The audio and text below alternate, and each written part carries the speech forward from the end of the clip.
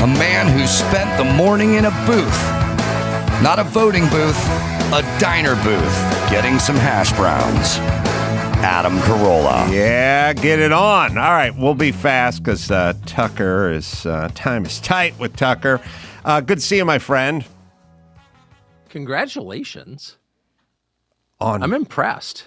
15 years of podcasting? Well, how do you do that? Yeah, so I was going to call to congratulate you and all that, but it's actually more of a question. How do you keep it going for 15 years? How do you keep the love alive? How does it not grow stale? How do you wake up every morning psyched to do what you do? I've done this, my current job, for 2 months, so I'm going to pay close attention. I think you have to have a good, natural sort of curiosity in general.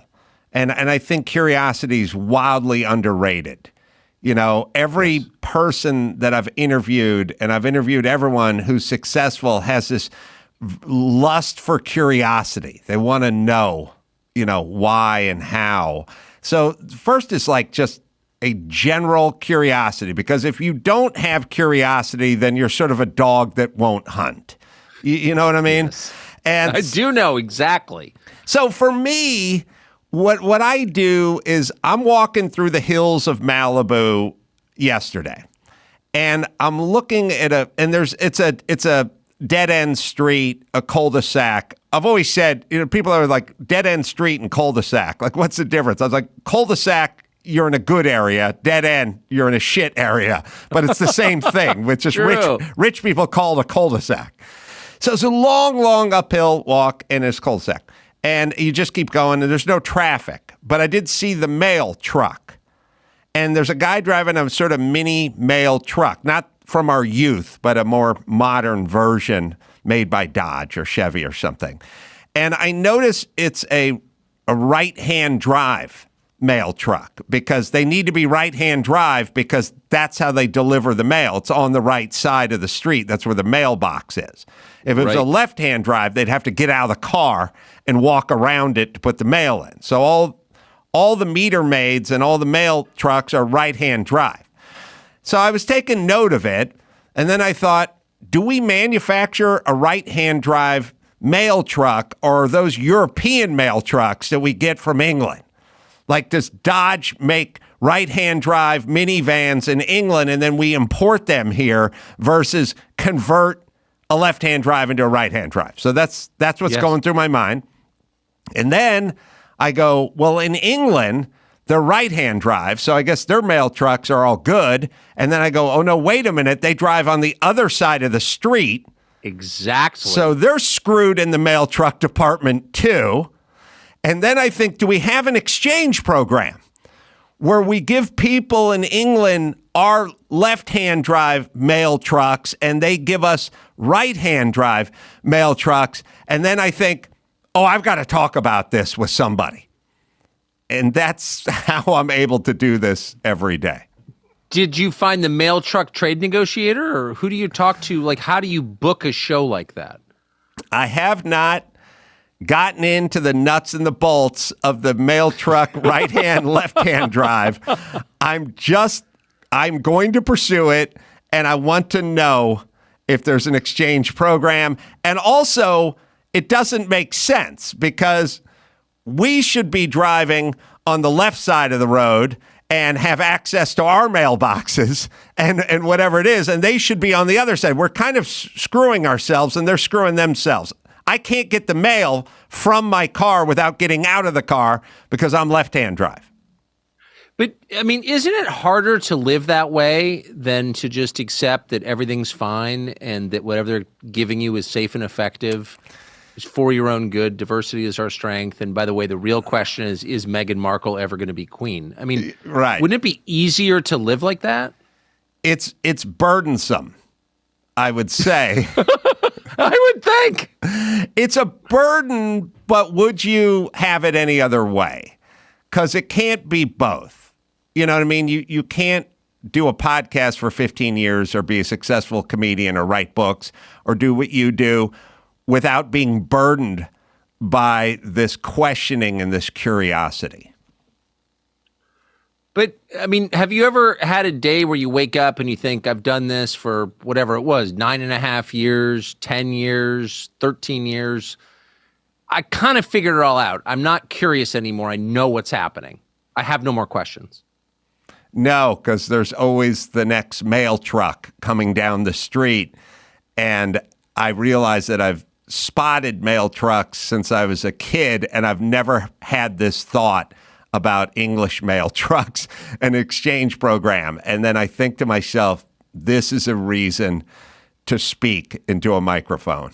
Yes, I think that's right. And is it weird for you? I was also wondering, when you got into podcasting 15 years ago, it was a boutique medium, and it was kind of the thing that some people were doing either if they were very foresighted, they just like saw the future, or they weren't quite sure what else to do, so I'll do a podcast. Now it's the main medium for ideas. There are no more magazines. Newspapers don't exist, really. Television news is obviously dumber than it's ever been, and that's saying a lot. So if you want to know what people who are smart and engaged are really thinking, there's no place to go but podcasts. So like you sort of started on the fringe and now you're at the very center. Is that a weird experience? It's interesting. I always sort of say, what happens when you become the man? You start off. Good question. Well, because things change. Because you go, I want to do podcasts because I want total autonomy and freedom, and I want to do whatever I want to do and say whatever I want to say, and then you become successful, and then someone goes, the sponsors really don't like you talking about COVID as much as you've been talking, or your views on the vaccine or whatever. And then you realize, oh my God, I've become the man. And then some employee comes up to you and goes, hey, I'm getting married in July. I think I could get a couple weeks off. And you're like, oh, you're asking me. Like, you have become the de facto man. I hope you handle that power well, but it is interesting, and you should aspire to becoming the man, or to be in a position where Budweiser wants to pay you, millions of dollars for your boutique beer company, and put it under their umbrella. It's not all bad. You know what I mean? Like when we were sued by patent trolls, I don't know, 10 years ago, 8 years ago, or whatever it was, I was like, they're not suing any other podcast, they're just suing me. And they're like, yep, the patent trolls are just suing you. And I was like, oh, well, then I guess I've arrived. If you can become patent troll bait, you've won. I said to a good friend of mine who got divorced, he's like, I got to pay $40,000 a month in support, in alimony or whatever. I got to pay $40,000 a month or whatever it is. And I go, well, the good news is you've arrived. Yes, you know what I mean? Like Jim Carolla, my dad, couldn't afford $14 a month when he got divorced. So, there's some good that comes along with divorce, being the man, being sued by patent trolls, I don't know if I want to be the man. I want to be the biblical patriarch. I want to sit at a long table with a tankard of meat in front of me with like a whole crowd of descendants who sit quietly as I tell the same story for the third time. Yes. That's what I want. At the hem of your garment. Yes, I do. So let's talk about you for a second. I'm so happy for people like you and for this movement and sort of where it's going. I feel like as much as guys like you were at, and there's the Ben Shapiro's and the Joe Rogans, and the list goes on and on. I'm not trying to exclude anyone, but what I'm saying is I feel like you guys were created more than just the entrepreneurial spirit or freedom of speech, meaning CNN, Fox to a lesser degree, MSNBC, LA Times, New York Times, they all morphed into something that created you and Substack and Elon Musk. Elon Musk didn't need to buy Twitter or X years ago. he was created. This was a creation by what they chose to do and how they chose to do it. And COVID sort of turbocharged and added creatine to it. It just sped everything up because they went harder the direction they were already going. Do you have that sense that in a way we were created by this? I don't think there's any question about it. And that's why I asked you about the fact that you started 15 years ago, which I think is pretty amazing and farsighted. But yeah, I mean, I think of COVID, and not just COVID, but also the Black Lives Matter riots as many things, as the beginning of the end for the country that we grew up in, but also as a sorting process where most people went along with things that were obviously untrue. They repeated the lies knowingly or not because it's easier. But there was a small percentage of people were like, I'll die before I say something that's untrue, before I read your bumper stickers as if I believe them. I'm not doing that. And it was so interesting to see who those people were. Rogan, I think, is one of the most interesting. I mean, I wasn't that familiar with Joe Rogan before 2020, but I thought he was like hosting, he was a comedian like you, he was a fighter, hosting a reality show. I mean, he was in a kind of different world, and he just kept his curiosity and his fearlessness and was rewarded for it. And there are a bunch of people like that, not at his scale, but there are a bunch of people who had similar trajectories, and it was really as simple as, no, I'm not going to say that. You can't make me say that. I'm going to say what I think is true, which is a very American response, the kind of response that got us freedom from Great Britain in the 18th century. It's a wonderful thing to see. And so that was the upside.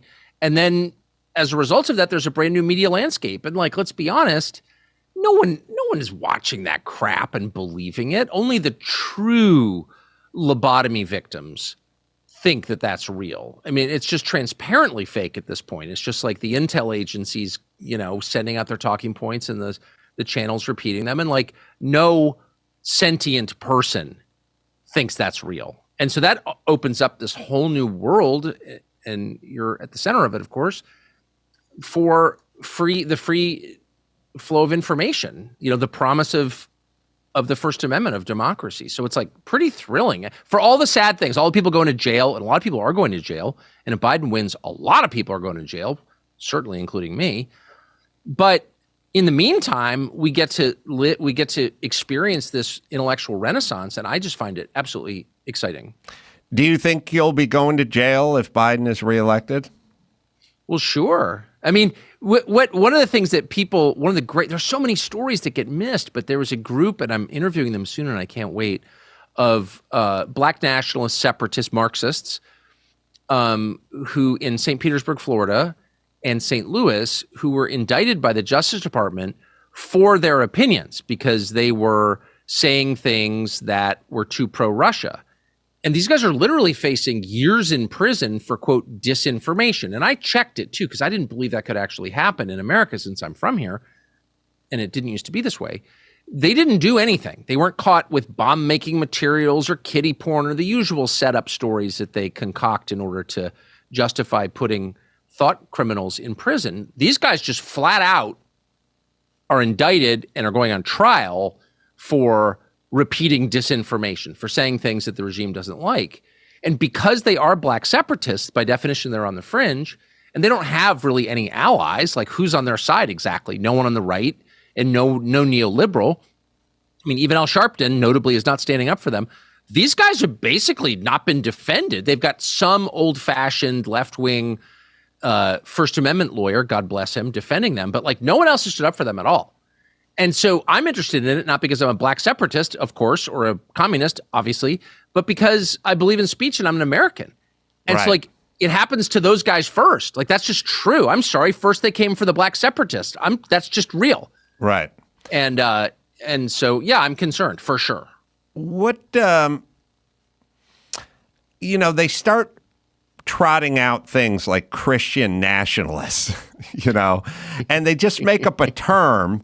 And then once they make up the term, then it's a sort of thing where it's I made it all the way through junior high and high school, and I never heard about being on the spectrum for any disease or any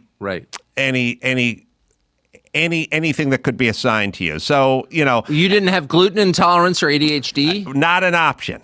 And neither did any of the poor people I worked with. If you were making a lunch run, you just get 5 of everything and drop it off, and they were happy. There was no dietary needs at all. But at some point, somebody decided that maybe I had Asperger's syndrome, but I was on the spectrum of it. You know what I mean? And so what they do is they introduce something, Asperger's, and you go, what the fuck is Asperger's syndrome? They go, oh, it exists. Yes. And then you go, oh, okay. And then they go, and you're on the spectrum. And you go, me? What do I do? Oh, what are some of the things? Well, you do this. You talk. When you talk, sometimes you close your eyes, or when you're thinking, or whatever it is. And I think they do this. They go, Christian nationalist. And you go, I don't know what that is. They go, oh, it's a big deal. And then you go, well, what is it? And then they go, oh, you're on the spectrum. Like you may not be, leading the march to the Christian Nationalist Church, but you embody many of the things. There's a lot of COVID deniers in that group. There are a lot of people are questioning the election. There's a lot of people that are Trump supporters in that group. There's a lot of people that don't want to be engaged in foreign wars in that group. And you go, oh, so I'm in that group? Yeah, you're in that. Everyone who disagrees with them is in this group. And then they've announced that we need to stop this group. So de facto, you're in their pool. I think that's the game. Well, you're in the majority, too. And what they hate is the majority. Right.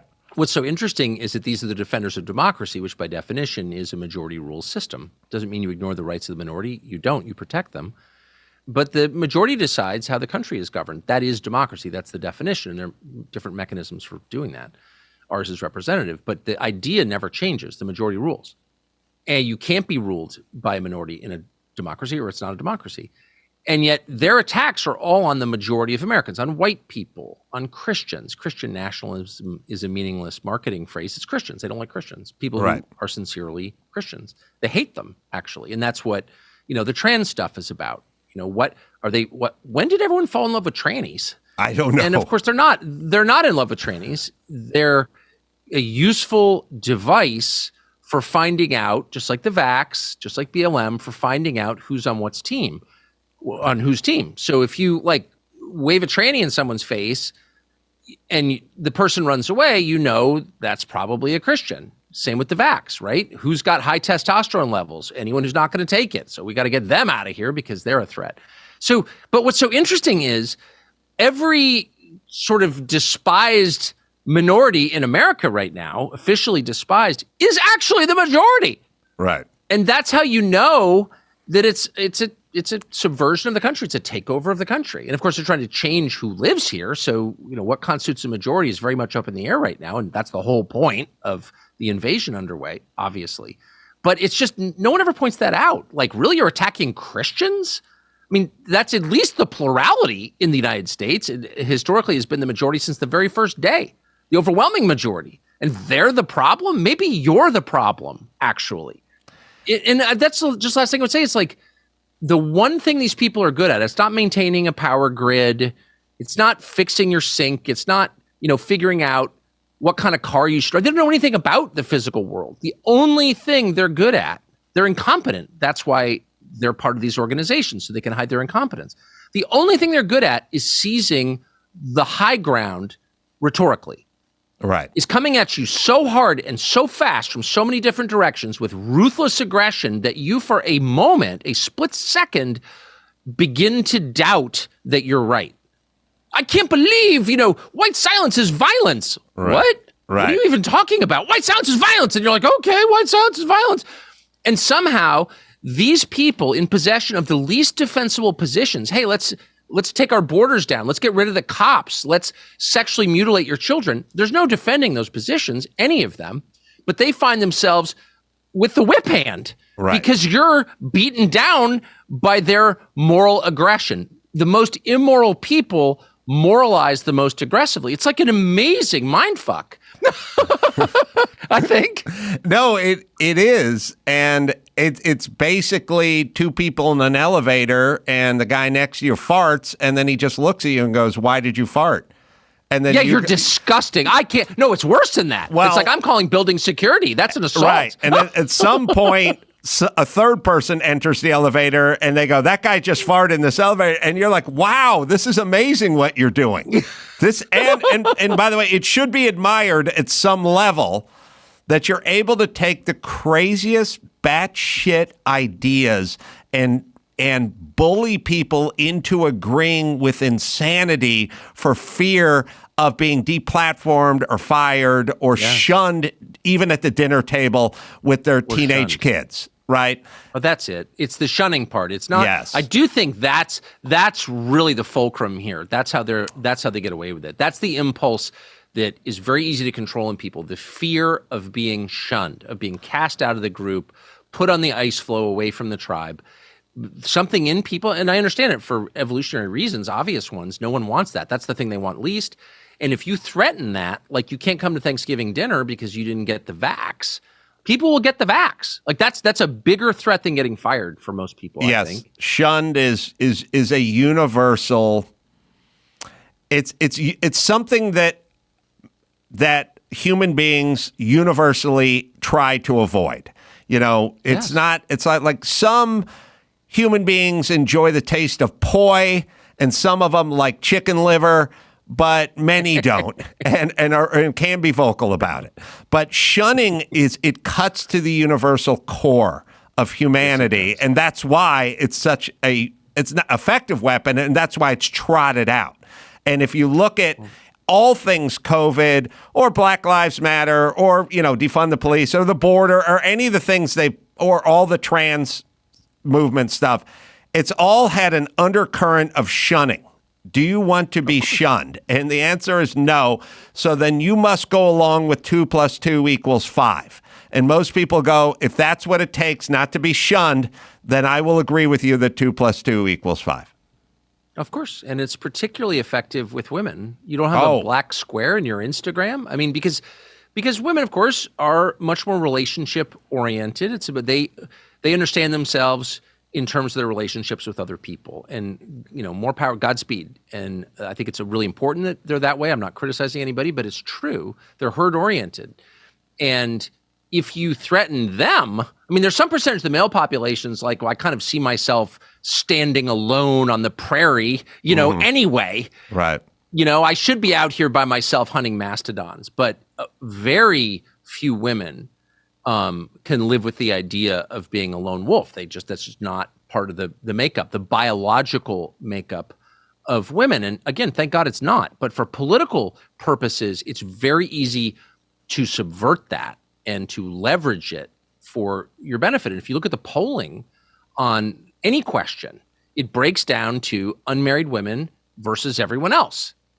Unmarried women are, the most easy to control with the threat of shunning, right? Because they're alone, right? I mean, that's just. I'm sorry. I guess you're not allowed to say that, but it's not an attack on anyone. It's an observation of a very apparent reality all around us. I'd be remiss if I didn't bring up Putin. Lots of. I mean, love that man. Yeah. Okay. So here's okay. A couple things. I think you're a very intuitive person. And you're sort of psychologically wired. I mean, we've talked enough to realize that beyond politics and beyond COVID or the border or any of this stuff or the next election, there's a kind of a psychodynamic pursuit where you're just sort of like, I kind of want to know who a person is and what motivates them. I'm interested in this experiment that we're all conducting here called life and human beings and interactions. And I think of you as a very intuitive person that way. So what was your just general vibe from Putin, just being in the same room with him? Well, a couple of things. I mean, and I've said this many times, nobody believes me, but I really didn't know very much about the current state. Well, I knew very little about the current state of Russia. It's not my area. I'm not a Russian speaker. So I had read about Putin, of course, as people who try to be informed do, but I'm not an expert on Putin. I'm not now an expert on Putin. So I didn't really know what to think.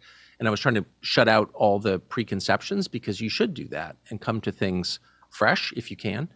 And so my view was, one, he seemed a little more amped up, a little more anxious than I imagined he would be. He did not He seemed like the kind of person who prepared overly much and had something to say, and he was going to kind of repeat it. He calmed down. It was over 2 hours, the conversation on camera. So he did calm down. So that's the first thing. I was surprised by that. Second, I thought that he seemed legitimately wounded by the rejection of the West. I mean, I don't think there's any, you can watch it. I think it's obvious in there. He is famous for his emotional control. He's not an emoter. If he had ADHD, he wouldn't tell you. But what did come through for sure is that his feelings were, I don't know if feelings were hurt. He was stung by the rejection of the West. And I certainly understand why the West has rejected Russia. It doesn't want anything to do with Russia. He asked to join NATO. He asked to join in a joint missile treaty with the United States, and let's aim all our missiles at Iran. He pitched this to George W. Bush, who accepted it, and then Condi Rice, one of the dumbest people in American foreign policy, convinced him that, no, we have to hate Russia. And so from his perspective, it's like, well, why? Why wouldn't it be better to be allies? You know, why are you trying to put nuclear weapons on my border? These are real questions, and it's not enough to dismiss anyone who asked them as a tool of Russia. Of course, I'm not a tool of Russia. I'm an American in every sense. And in fact, I'm so American that I forced myself to go to Russia at my own expense, booked it myself to the interview because I have a right to do it. And I think it's important to preserve that right by exercising it. I have a right to speak to anyone I want and to gather any information I feel I need in order to make decisions about how my government's performing, because it's a democracy. Okay, that's my opinion. So I'm very American. But I look at this and I'm like, what's the answer? Why, if Russia asked to join NATO 24 years ago, why couldn't they join NATO? And if they want to join in a missile agreement with us to protect our mutual interests from Iran, why did we turn them down? And why are we expanding NATO eastward? And why are we trying to put nuclear weapons on their western border? And once we try to do that, why are we surprised that they react with violence as they did? And to what extent did we anticipate they were going to invade Ukraine when we tried to push Ukraine into NATO? Well, of course, you know the answers to all of these questions. And the answer to the last question is, we knew they were going to do that, and that's why we were publicly pushing Ukraine to join NATO. The Biden administration wanted this war because they thought that they could destabilize Russia and get rid of Putin and put in someone more compliant. That's the truth. Now, whether you think it's a good idea or a bad idea, it's revealing of their deep ignorance and their hubris. They're just very stupid, unimpressive people is part of the answer to all of these questions. They can't see the big picture, and they don't really care about American interests. But that was their plan. They did this, okay? So when you read some court stenographer from the Associated Press or Reuters or one of these other, mindless, truly mindless state media organizations calling this an unprovoked war of aggression, it was not an unprovoked war of aggression. It was a very much provoked war of aggression. Doesn't mean it was justifiable. Doesn't mean it's a good idea. It was not a good idea. Not backing the war in Ukraine. I wish it hadn't happened. But it was provoked, and it was provoked by the Biden administration and by the Vice President of the United States, Carmela, whatever we're calling her now, Harris, at the Munich Security Conference when she said at a press conference, we want you, Zelensky, to join NATO. And days later, Russia moved over the border. So one led to the other, and they knew that it would when they sent their little moron, their little puppet over there to say this in public. I mean, sure, she doesn't know, right. And she doesn't know anything. But she was a tool for them to get that message in order to provoke the response that they got. And there's kind of no debate about that, actually, at this point. No honest person can look at the facts and reach another conclusion, in my opinion.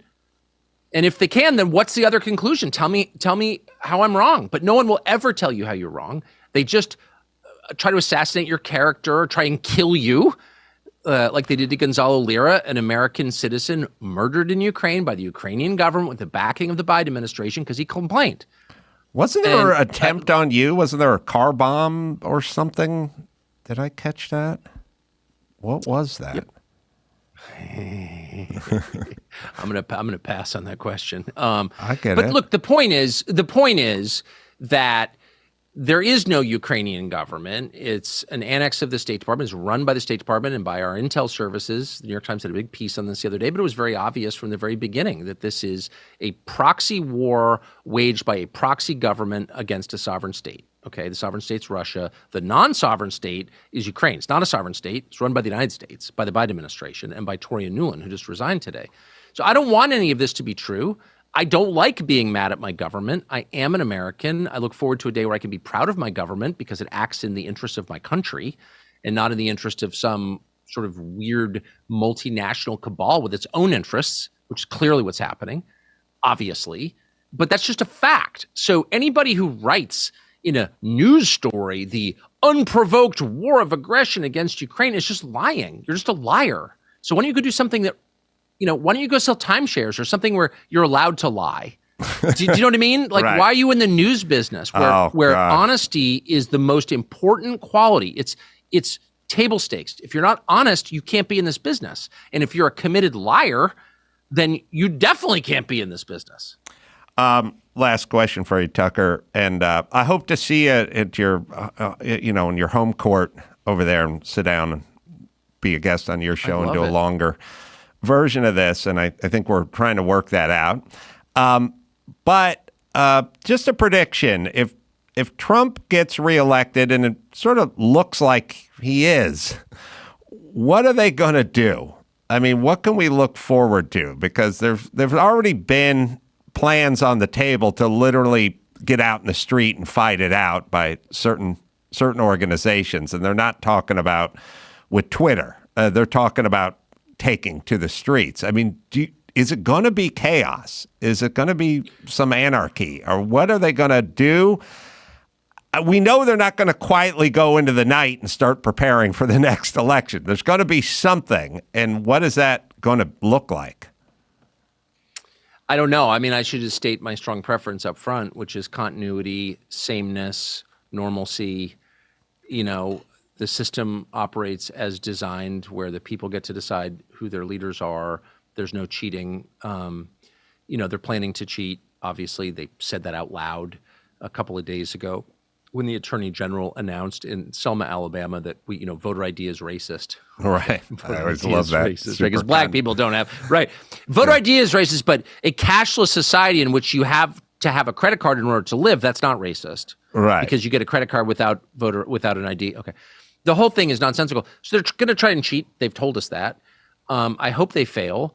But at that point, they have two options. One, sort of like try to subvert Trump, keep the same policies in place, call him something else, keep the border open, keep the tax code the same, everything, the big things remain the same. They can try that. They tried that last time, and they're pretty successful, actually, in doing that.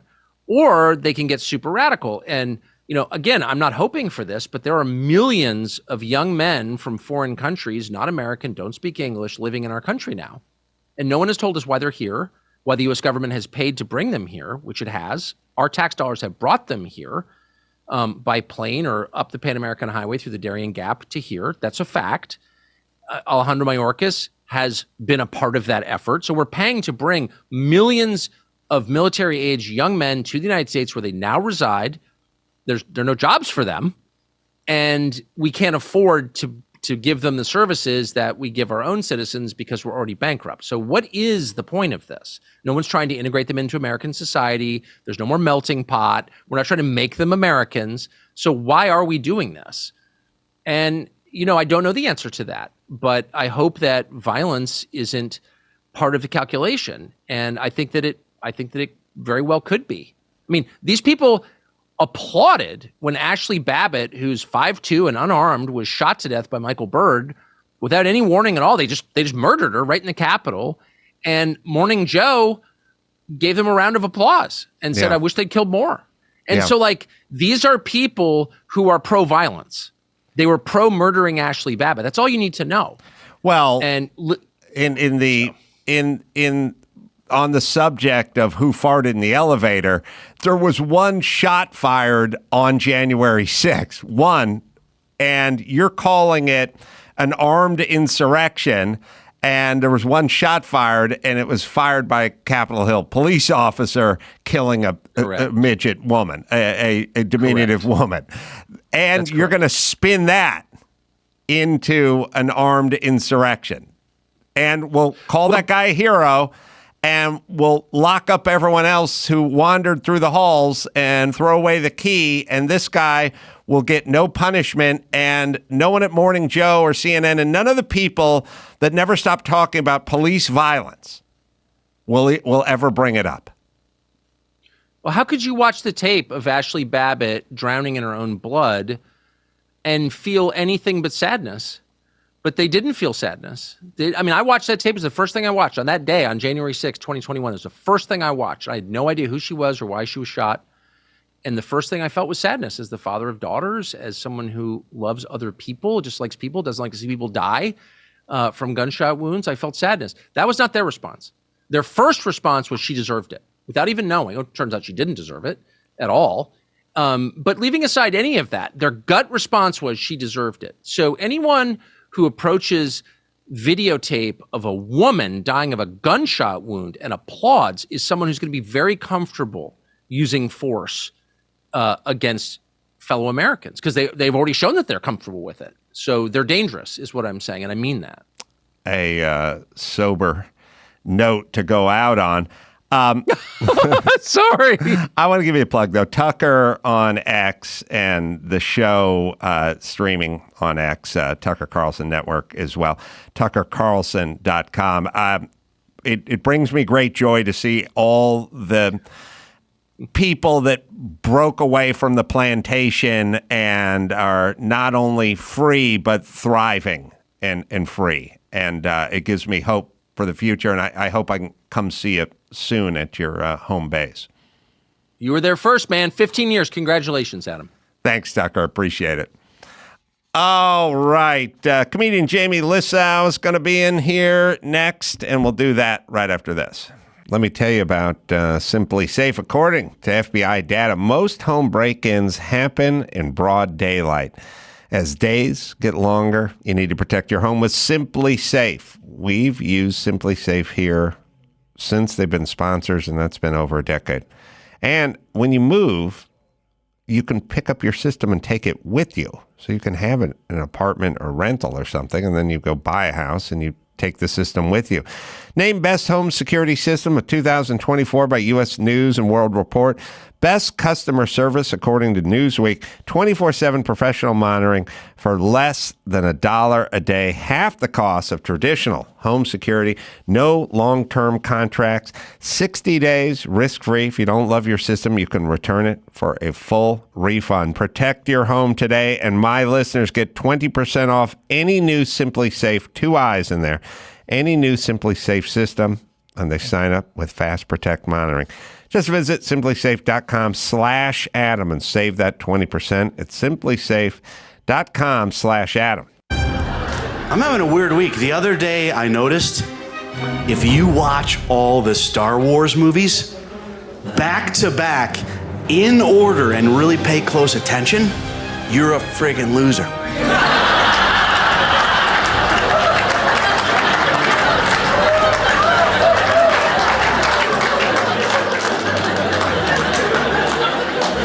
Yeah, some of these are gonna be jokes. That's not one of them. Jamie Lissow is on the Adam Carolla Show. Good to see you, Jamie. Good to see you. Dates coming up. Covina, Laugh Factory, March 7th. And then Reno, Nevada, Laugh Factory coming up March 14th through the 16th. And you can go to Jamie, and I'll spell it out, LISSOW.com to find out more dates. Thank you. Yeah, I also own RobSchneidersFriend.com. If anyone forgets my name. Well, it's trickle-down economics, because Sandler does the thing, and then it trickles down, and it trickles down, and it just keeps trickling down. I think I bought Adam Sandler's Friend.com. None of this is a joke. Oh, really? I believe I own Adam Sandler's Friend.com and RobSchneidersFriend.com. So for you live in Alaska, right? Yeah. And where'd you grow up? I grew up in upstate New York. And what's Alaska like it's the greatest place to visit, but what's living in Alaska like? I've made a horrible mistake. Like, it's a great place to visit, but the situation I'm in is, it was like I met this girl and she was from Alaska, and I met her doing a gig up in Alaska, and she was the owner's daughter, and we fell like immediately in love and got married like really quickly, and then it sort of led to we ended up, she wanted to move back near her family, and then we moved there, and then I think as we were moving, she met a guy. Like as we were moving things into Really? it was so quickly. Wait, you were married? We're married. How long had you been married? It was 16 years. But how long until when did she meet the guy? That's a questionable. It's a range. Yeah, it's a range, and then What's the low end of the range? I would say it might have been a bit. So we kind of moved there, and then so now I'm like divorced guy in Alaska. So that's where my kids live, and that's where I go to see them. I don't have many Alaskan jokes, and I've never done it on stage, but I always said I think I could walk into any bar in Alaska and just put a windbreaker on and yell "Federal Marshal," and everyone would jive out of a window. I wouldn't have to finish. I'd just go, "Federal Marshal, I have a warrant for," and no one would ever hear. You'd just see every human being in the bar just do a shoulder roll and dive out of a window. Glass everywhere. Yeah, I saw people hiding out. The other day, I was at a coffee shop with my son, and he goes, "Oh my God, that guy looks just like Santa Claus." And I looked over, and he could have been talking about like 7 guys. Right, a lot of It's fat bearded felons and dudes. Santa Claus lookalikes. So They're really proud of their salmon there too. You talked shit on their salmon. They were not having it. listen, I will. When I was playing the club, I did not. The partisan crowd turned against me almost immediately because I dissed their salmon. For first off, if a fish is your thing, fucking move on.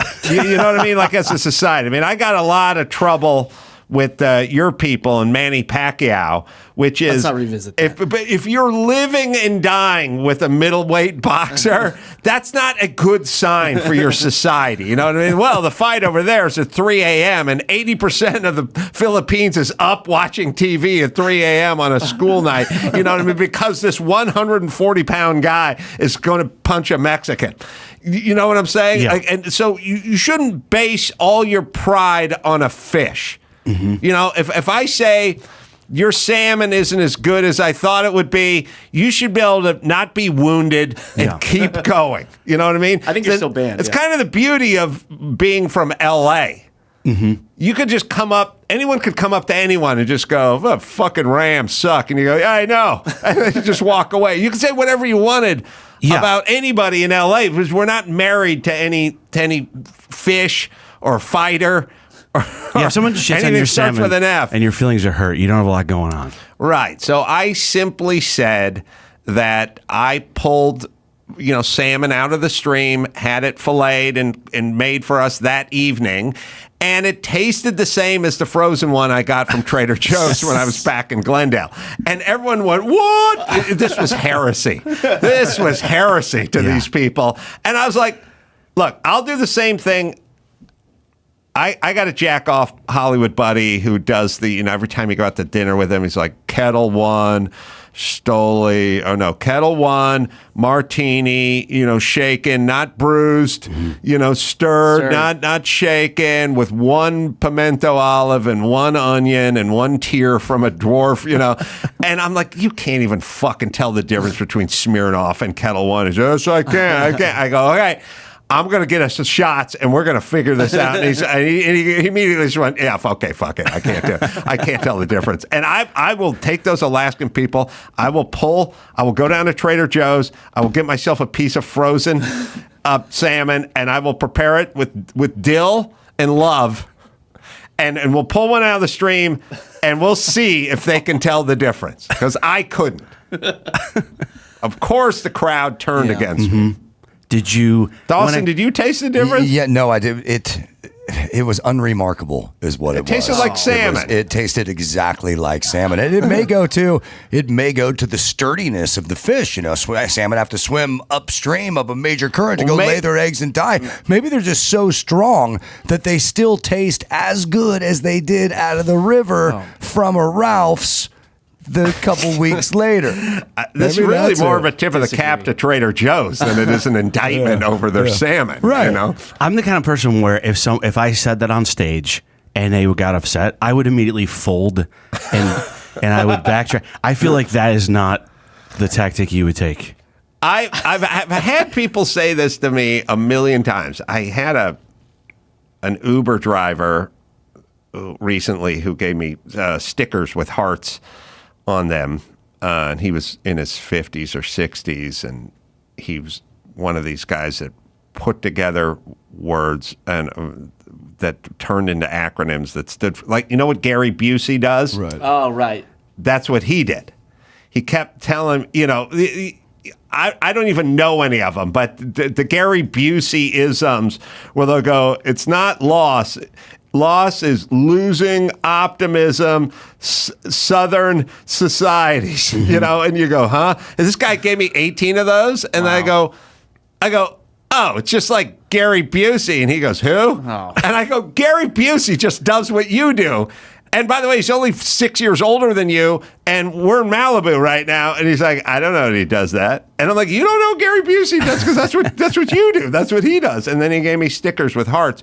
But he told me I was brave, for my stances on things. And I go, I'm not brave. It's the truth. Mm-hmm. The truth is the truth. It's not there to be negotiated or reckoned with. It's just the truth. And then you're allowed to say it. And then he goes, yeah, but that was brave. And I go, it's not brave.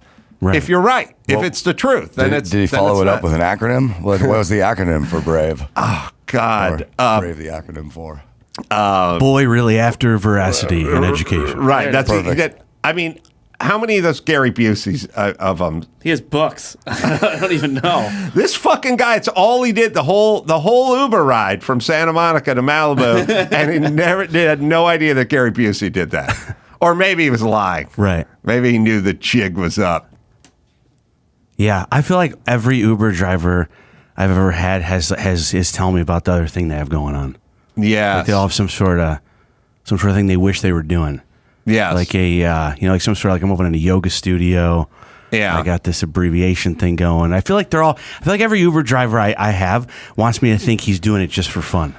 It's hard to argue with what is though. Like when I always said when I used to teach comedy traffic school way back in the day, and they would tell me these people are paying an extra $5 to be with a comedian because they can go to Sears for $19, but they're paying $24 for us, and they would always go, you got to start by really embellishing your bona fides as a comedian. Yeah. You got to talk about how good things are going and how much you're kicking ass out there and sought after and so on and so forth. And I was like, but we're in a YMCA in Arleta on Sunday, and it's 7:30 in the morning. What fucking successful comedian would be paid $80 to sit in a YMCA in Arleta and stand here for 9 hours? Right. And they're like, you got to bolster it. And I'm like, they're not going to believe it. So meaning you're telling me all about your rich life and all the businesses and all the things, but I'm sitting in the back of your Tercel. It smells weird. And for $11 on a Wednesday night, you're driving me all the way down PCH. So true. How can it be going good? Have you ever got this, though, with the driver? There's an opposite version of this. There's the guy who's driving you, who's telling you about, like, his boat. And I'm like, what the fuck do you get a boat? You know what I mean? And they go, oh, it's a 22-footer. We do some fishing. We do offshore fishing or whatever. And you go, like, you own a boat. Like, you want to go. Yes. How do you're a loser. You're driving me somewhere. Why do you have a boat? I have oftentimes gotten out and just felt like shit about myself. Good. Based on what the guy said. Yeah. Like, I feel like he's doing better than me, for sure. I think there are Uber drivers who are just trying to get out of the house. I met one of them. Right. Like they have a nice car, like leather interior. Met the dude. He used to work for a small private aircraft manufacturing company, wearing a cardigan, driving a Lexus, just saying he's retired and he likes talking to people and driving around. Told me that half the cost of any private plane is from insurance and lawyers. That there's so much liability in selling an aircraft that a $600,000 plane is $1.2 million because of all the fucking liability. I feel like that's the way to tell me you don't really love your wife without telling me you don't love your wife. Like he's looking for a reason to get out. I like to get up. I like to get out. And I like to talk to strangers on the way to an airport. Right. Like I so much hate spending time with my wife that I will recommend local Italian restaurants to people I'll never see ever again in lieu of sitting with my wife and talking to her about something that's meaningful to her. Yeah, those guys exist. Yeah. What is all right, we need a Gary Buseyism. We need, and by the way, there's thousands of hours of video. I've not heard a Gary Buseyism. Oh, yeah. Well, don't try driving Uber anytime soon. Not if I jump in the back of that, Jack. Yeah, change. Creating happiness and new guiding energy. Oh, I see. See? He sits around. And but there's tape. There's tons. Yeah, he can just rattle these off the top of his head. Here's a good one. Laugh. Looking and understanding goofy humans.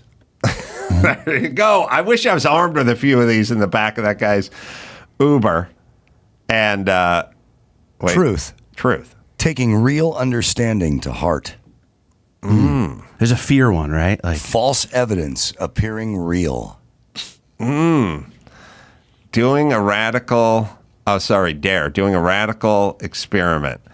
That's his book. He's got a book out. His book is Bible, Basic Instructions Before Leaving Earth. Now, how did this 63-year-old guy, who, by the way, told me that he once drag raced Gary Busey. That's a confusing sentence. He told me when I brought up Gary Busey, and I was like, how about the Buseyisms? Like, I don't know anything about that. But 41 years ago, I was driving down Sunset, and he pulled up next to me in a 67 Camaro, and we dragged. Like, okay, so you're pretty familiar with Gary Busey, but just not that familiar? Yeah. But you can recognize him in the car next to you. Yeah. And challenge him to who's first at the next stoplight. All right. We should know, and it should be noted that Felipe Esparza, comedian, was in here yesterday, and he broke his microphone off. Oh, yeah? Yeah, he's a powerful man. He's great. Felipe was in our Rob Schneider TV show on Netflix. He was fantastic. Oh, that's right. Yeah, he's great. Yeah. He was using a mic just like yours. I think he sort of having some trouble put with his it. hand on it, and it literally just broke. Snapped. Broke off. That's like Snap. that would be my biggest fear. Was it while you guys were talking? Yeah. It was on the... Yeah, it snapped mid-conversation. Wow. And, But then he just went like a ring announcer, when they used to come down from the ceiling.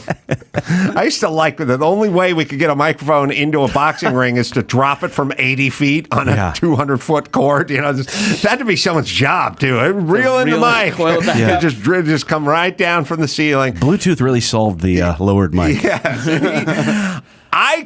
To me, it was my New Year's, the dropping of the ball. You know what I mean? Like, that meant it was fight time. That thing started coming down from the ceiling. And then you let go, it goes back If up. I was in control of the ring mic, and as the guy started talking, if I wanted him to wrap it up, I'd just start bringing it back up again. some playoff music. And then he'd start pulling it down, and I'd start pulling it back up again. And eventually, I'd just hang it like 3 foot above his head, and he'd have to go, and fighting by way of Laughlin, Nevada. Like, let's get ready. So, what the fuck was I talking about? Felipe broke the mic. Felipe broke the mic. And as soon as it broke, I said, blame Dr. Drew. Because Dr. Drew cannot stop fidgeting with the mic. He's always adjusting it. He's holding it with both hands. He cannot leave it alone. He's always in motion. No matter how much instruction, how much the pleadings of me to just leave the fucking mic alone, Drew. Just point it where your fucking mouth is and then leave it there. It says he has to lean back and then the bass comes off and he's fiddling and futzing with it. I said that yesterday. 14 hours later, Dr. Drew came in this morning to do our show together, looked at his mic, which was exactly fine, and reached his fist up and punched it down. And I'm like, oh, you definitely broke this. Like, there's a wing nut on the side that you can just loosen, adjust it to where you would like it, and then retighten it. You don't have to fight it off. I said, like, Dr. Drew, in your car, when the valet brings it back and the seat's too far forward, do you get and push your feet against the dashboard and like mash it back? Or do you use the fucking switch? You have to get a lowered mic for Drew. Well, bring it down from the ceiling. Right. Oh, he would end up hanging himself with it. He'd be wrestling. He'd be struggling. That's where we'd find him. And then you know what I'd do if I found him hanging? I'd show up before I call the cops. I'd pull his pants down. And I'd put his hand on his dick. And then I would call the cops. And I'd go bring the cameras in. Because Dr. Drew definitely died doing autoerotic asphyxiation. This is how I found him. I just saw Dr. Drew. He came to my show in Pasadena At the Ice House? 2 days ago. Yeah. Oh, he did? Yeah, brought his wife. Came to watch the show. Did he rush the stage and punch the mic a few times, or did he just sit? Yeah, I go, how do you lower this mic stand? He came up and just snapped it in half over his knee. Yeah, he just took the whole thing. Headlock. Oh, that's so funny. Yeah. I didn't know that. God bless. Yeah, it was place is nice. I now, loved it. right? I'm a huge fan of Dr. How would Dr. Drew have get experience with mics? He's only hosted 30,000 television shows and radio shows. He is a wild, uncoachable stallion done it all. who needs to be free. He's a passionate man. He's a man of exquisite passion who cannot. I've tried to break him a couple of times. Yeah. Can't do it. He did things that drive me nuts because I have hypervigilance disorder. And when I tell people to do stuff and then they don't do it, I go insane. Yeah. And he used to get his coffee right when Loveline started. Every single night, they'd just bring the coffee and they'd hand to him right as I started talking. And then I'd always hear him go, "Thank you." Like right in the middle of me doing the beginning of the show. And I would just go, "Drew, don't thank the person into the mic. No one knows who you're talking to. nod You would can't be do nice. that." Would he press just do the mug raise, something, Thumbs or up, tip of the yeah. cap. Would he press a button to make coffee, or would he try to wring it out, the whole machine? Would he lift it up and just try to squeeze it? He breaks every device. He pulled his steering wheel off the other day trying to drive. You should see him golf. He hits down on the ball. He beats it into the turf. Yeah. Yeah, he's the best. He's an uncoachable, untamable stallion. I drove in. He was driving out. He had a hole in the bottom of his car. He had his feet sticking out. That's to how get he the car breaks. going. He breaks like Fred Flintstone. Yeah. Yeah. Oh, he'll get the car going that way and he'll brake that way too with the feet. Yeah. He can't handle mechanical stuff. And then he goes, and then he always goes, "I have flippers for arms. I have flippers for arms." I go, "Good, then keep your fucking flippers by your side. Then stop waving them around everywhere. Then if you have an issue, then put them on your lap." If you're self-aware enough to know you have flippers, keep them down. Yeah. Keep them at your side.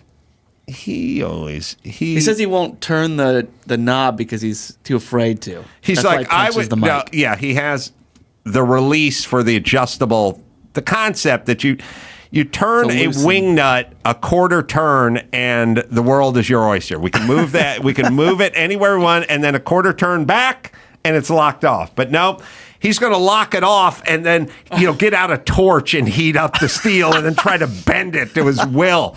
Jesus Christ. What's up with everyone? Drew's great, man. I did. I'm dating. My girlfriend's a doctor, and she loves Dr. Drew, and so I wanted them to meet, and so we were kind of talking, and he came out to the Pasadena show. Oh, really? Yeah. And he didn't knock anything down or do anything of that nature with his flipper. Oh, he's very flipper arms. well behaved. So is your girlfriend your doctor? Yeah, she's my doctor, and it's been interesting. Like she, comedians don't have health insurance. Mm-hmm. Like we don't really take care of ourselves. And like, I remember my stomach hurt once. My sister's a nurse, and she was like, "You should go to the emergency room. I know you don't have insurance, but like, even if it's a couple $1,000s, you should go." And I remember I just like ate a banana. Yeah. And I was like, maybe this will fix it. Let's like wait this I'm not thing out. going. Yeah. Yeah, but so she's really good at making me get stuff done. Like I just did a colonoscopy, which I would have never done. Yeah. Have you done the colonoscopy? Yeah. Drew set it up. Oh yeah? Yeah. He hooked it up? He hooked me up. I gotta do another one, but yeah. Not physically. He hooked, or did he? When you set it up, he set you up with a appointment, or he actually? No, he put a hook up my ass. Yeah, he hooked me up at he the hooked appointment. you. Yeah, he would. Drew won't even work on his own kids. Yeah. Yeah, I was just How'd saying, you like your colonoscopy? I woke. It was my girlfriend's friend, which I didn't love. She goes, "My friend's really good. He's gonna it's like because I was so nervous because I thought you could be 50, you had to wait till you're 50, and then they changed it. They made it 45, and so I'm immediately like, man, they just changed that number, and now I'm fucking 4 years late. Like, how did that happen? I thought it was early, and so she goes, my friend does it. He's like super good at this. Like it's his specialty. It's what he's always wanted to do. And then I go, well, I feel like that's almost like I don't want a guy that's like, fuck this job, but I also don't want someone that's like, that's having the time of his life. Right. Either. Like I want something kind of in the middle. I don't want you to enjoy this. Yeah. And so it was, I woke up in the middle of it. Oh, you did? Yeah. Which was like as traumatic as you would imagine. Oh my God. Yeah. And it was like, then they gave me more anesthesia. And so then like when I left I had like a whole day of like that night she goes, man, she goes, thanks for all that stuff, like all the stuff you bought me. And I had no memory. We'd gone like shopping and I bought her a bunch of stuff. And then I go, I got to call my manager. We had a bunch of like contracts to go over. And she goes, you did that at lunch. Like you stepped out and did. So I had a few things where I don't remember anything that happened. But with that medicine, you think it's not like you're drunk and you feel like you absolutely are in control of your faculties and you're just not. So it's even more dangerous. Yeah. That's the Michael Jackson situation. Yeah. He got the Jesus juice. Or what do they call it? What is that? Mother's milk? What do they call mother's it? milk. Yeah, that one's mother's milk. But it's, what is the medication? You guys know it. It's a Propofol. Propofol. Yeah, there's too many. COVID got too many new names in my head. Yeah. No, I think they give you a little fentanyl for the colonoscopy, which I know that gets a bad rap on the street, but it worked. Wow, it's funny. It got into this country up someone's ass. Yeah. Now it's come full circle.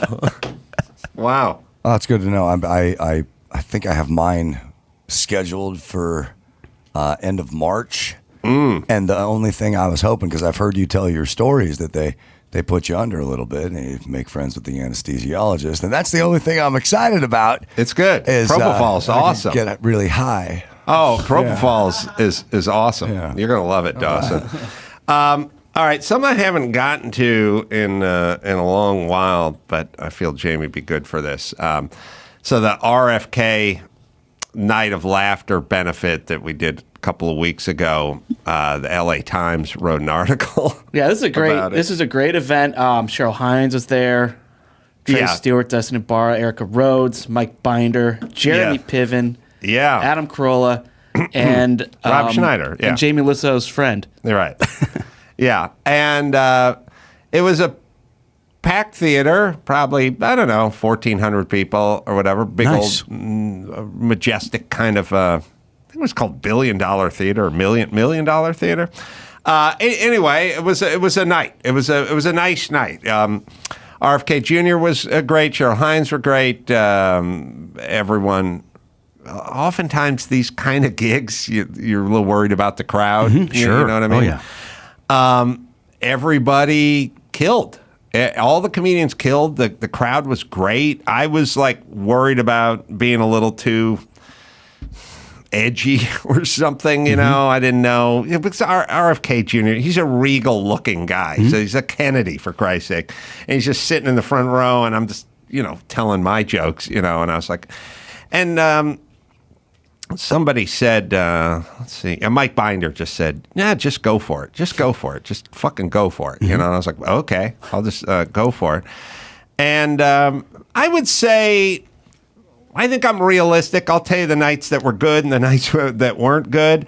I will tell you I crushed, and everybody else was good. But I'll give myself the crushing designation on this. I thought Rob actually called me the next day just to talk about how much you crushed. That's why he called me. Awesome. RFK laughing the whole time? Yeah, everyone was great. RFK called me the next day, told me all the good stuff, and it was a good night. Now, the LA Times has to write an article about it. Well, they have to report the event. And it's a very nuanced and insightful take. Right. So I'm thinking to myself, well, they're not going to like it. And they're not going to like it. And I'm not sure. I don't even know who they decide to like and who they decide to not like. Did you know that they were even there? Or somebody? No, I didn't. I didn't know. Lots of security and lots of camaraderie, and the comedians were all great. And they hung out and watched everyone's set and all that kind of stuff. And everyone did real good. And it was a good audience. a real good audience and a real good night. Like everybody was solid as shit and got tons of laughs.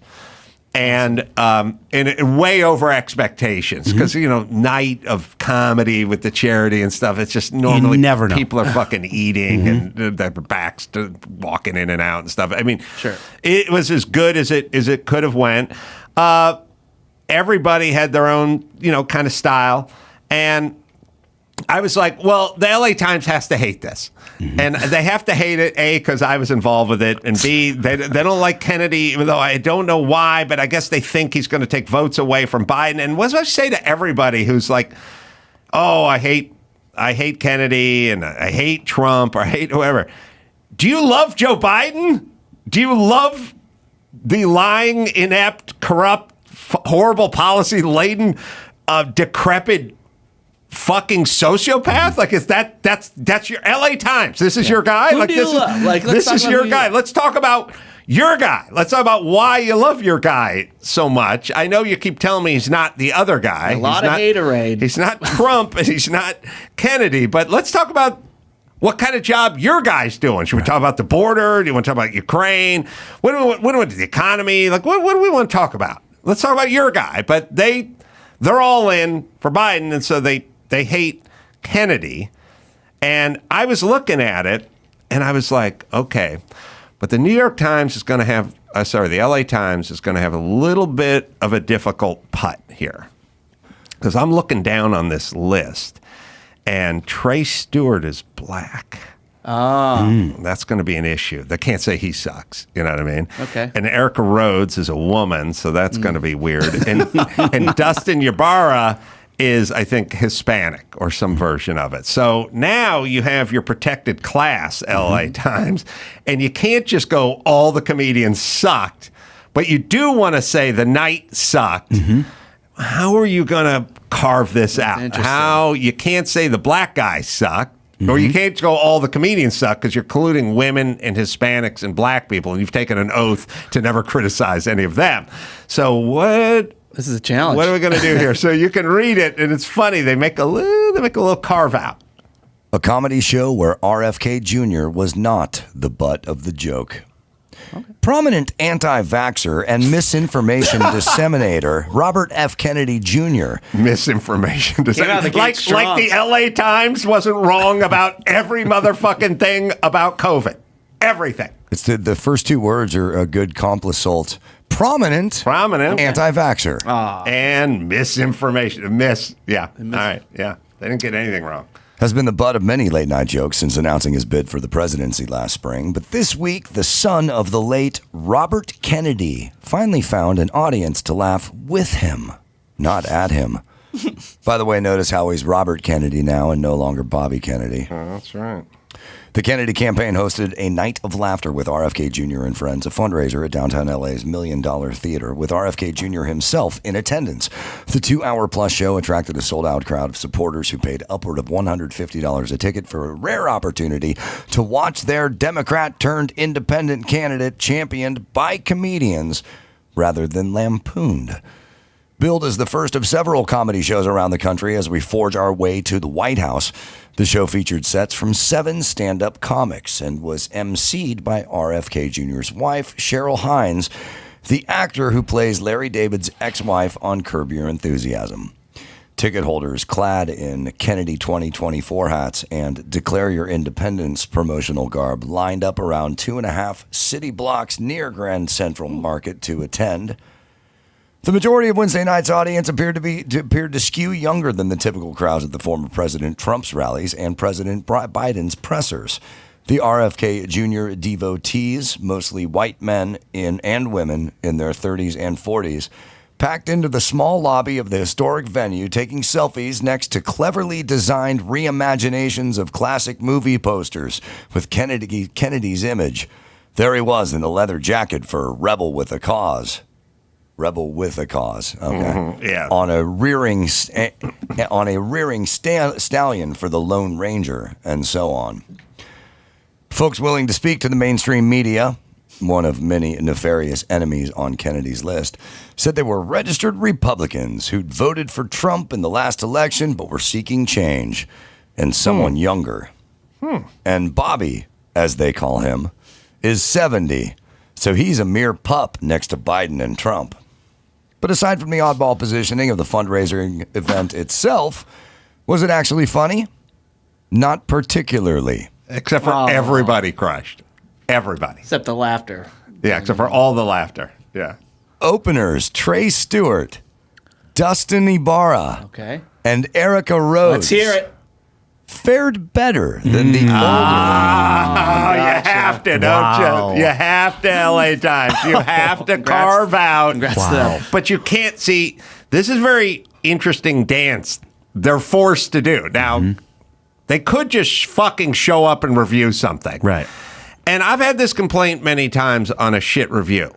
I feel like you're compelled to say if the night was rock and roll. I mean, it was rock and roll laughter out big time. I think when you review that, you can say, not my cup of tea. Sure. I don't particularly like this brand of humor, but the audience did enjoy it. The audience, lots of laughs from the audience. Sure. But you can't do that because you're the LA Times. They're lying. You have to lie. You have to lie. So you take a raucous night of fucking big time laughter where, by the way, I'm not blowing smoke up my own ass, but I definitely crushed. And what you'll do is you'll have to bring up the people who went up in front of me, and then you have to go, they fared better. Because you can't say it was good, and you can't, like, if it was a shit night of comedy, LA Times, you can't say Trey Stewart and Dustin Ibarra and Erica Rhodes were super funny, because then it's like, well, then maybe it was a funny night. Right. But you also can't lump them in with a night of non-laughter because they're in a protected group. So how do you do the carve out? You go, well, they fared better. That's how you do it. Fared better than the older, top-billed veterans. Simply because they delivered material that wasn't based in the GHW, Bush, Clinton, GW Bush era. All right, we got it. Yeah. It was a fucking, they have to call it a bad night, but they got to carve out their protected kids. That's what I like. Also, they're the most predictable entity in the world.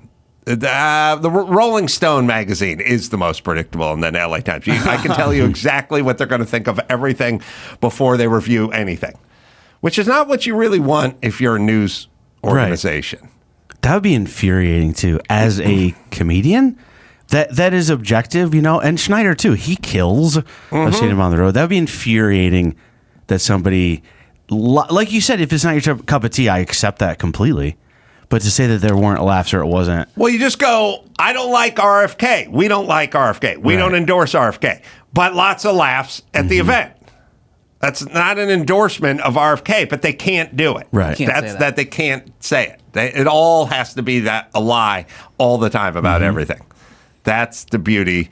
Oh, that's why they're going under. I mean, that's why they laid off 115 reporters. That's why, because they can't stop. What it is they laid off their reporters a month ago, and this thing was 2 weeks ago. They can't stop themselves. And no one ever talks to them. No one ever goes, look, I know, you're going to go there and you're going to write a real shit review about this thing. Maybe that's not a great business model. Maybe you should just go, and if it was enjoyable or people laughed or you thought people laughed, then just put that in the article. This article in the LA Times was written by Lorraine Ali. Formerly of Rolling Stone. Oh, perfect. All right. Yes. Amazing. Two birds with one Rolling Stone, everybody. All right. We'll take a break. Jamie's going to hang out, and we'll do some news right after this. I got a surefire way to wake up feeling fresh after a night of drinking Z-Biotics pre-alcohol probiotic drink, world's first genetically engineered probiotic. Invented by PhD scientists for rough mornings after drinking. When you drink, alcohol turns into a toxic byproduct in the gut, and that's to blame for your rough next day. Not dehydration. Everyone thinks it's dehydration. Z-Biotics produces an enzyme to break this byproduct down. And let me tell you, I have taken Z-Biotics most recently. Well, I took it before the Super Bowl because I knew I was going to be doing a little celebrating, and the game went on for a long time, and it works. Just remember to make Z-Biotics the first drink of the night. Drink responsibly, and you'll feel your best tomorrow. It's Z-Biotics, right, Dawson? Go to zbiotics.com/Carolla to get 15% off your first order when you use Carolla at checkout. ZBiotics is backed with 100% money-back guarantee, so if you're unsatisfied for any reason, they'll refund your money, no questions asked. Remember to head to zbiotics.com/Carolla and use the code Carolla at checkout for 15% off. Thank you, ZBiotics, for sponsoring this episode and our good times. Celebrating 15 years of podcasting, here's a memorable moment from the Adam Carolla Show's Ace Awards archives. They have decided, permanent Washington, both parties have decided that there's something about Trump that's so threatening to them, they just can't have it. They're putting him on trial in March of next year in the J6 case, which basically consists of trying to send him to prison for the rest of his life for complaining about the last election. That's literally what it is. Again, if this were happening in Moldova, the State Department would issue an all-hands-on-deck order to let the world know this is not a legitimate government. And yet, our government is doing it. It's hard to overstate how bad this is, and I don't know where it's going, but there's a collision that's clearly imminent. And by the way, the president is senile in a way that's impossible to deny. Biden's not running the government.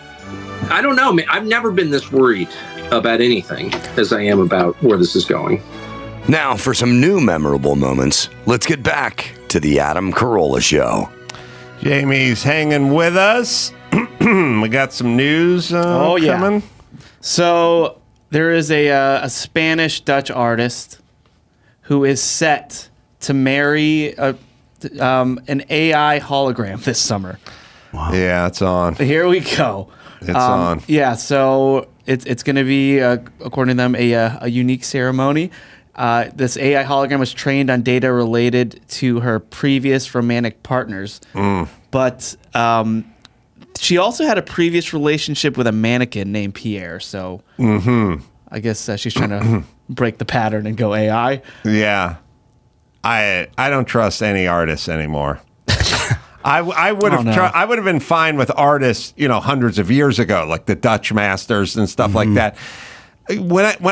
When I was young, if someone said artist, you were like, oh, someone can paint a hand that almost looks real, whatever. Now it's always just some fucking nut job. Yoko Ono's an artist. You know what I mean? Everyone's, I did piss Christ. I put Christ in a tumbler and pissed in it, and I put it in a museum. Like, I don't trust artists anymore. If someone tells me I'm at a party and someone goes, I'm an artist, I'm going to think you're a nut job unless you can fucking sketch me something right now. Now, see that bowl of fruit over there, dude? Go. Yeah, go. And then we can continue this, because otherwise I don't think you're a nut job wants to marry a hologram. You should have to do that first. Like, there was a lady who did an exhibit where people would just sit across from her and she would just look at them.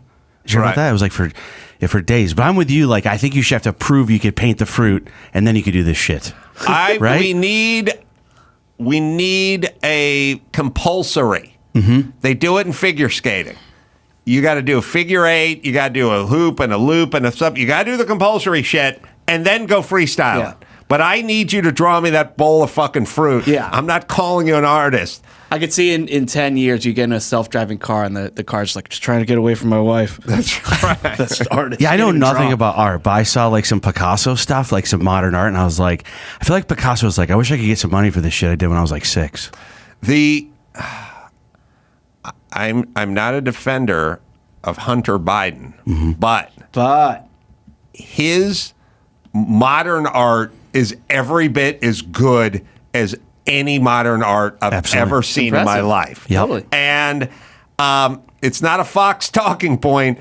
It's really an indictment for modern artists. Yeah. The same way the salmon wasn't an indictment of the great folks from Alaska. It was a tip of the cap to Trader Joe's.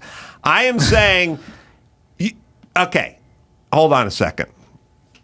My sister dated the son of a renowned modern artist.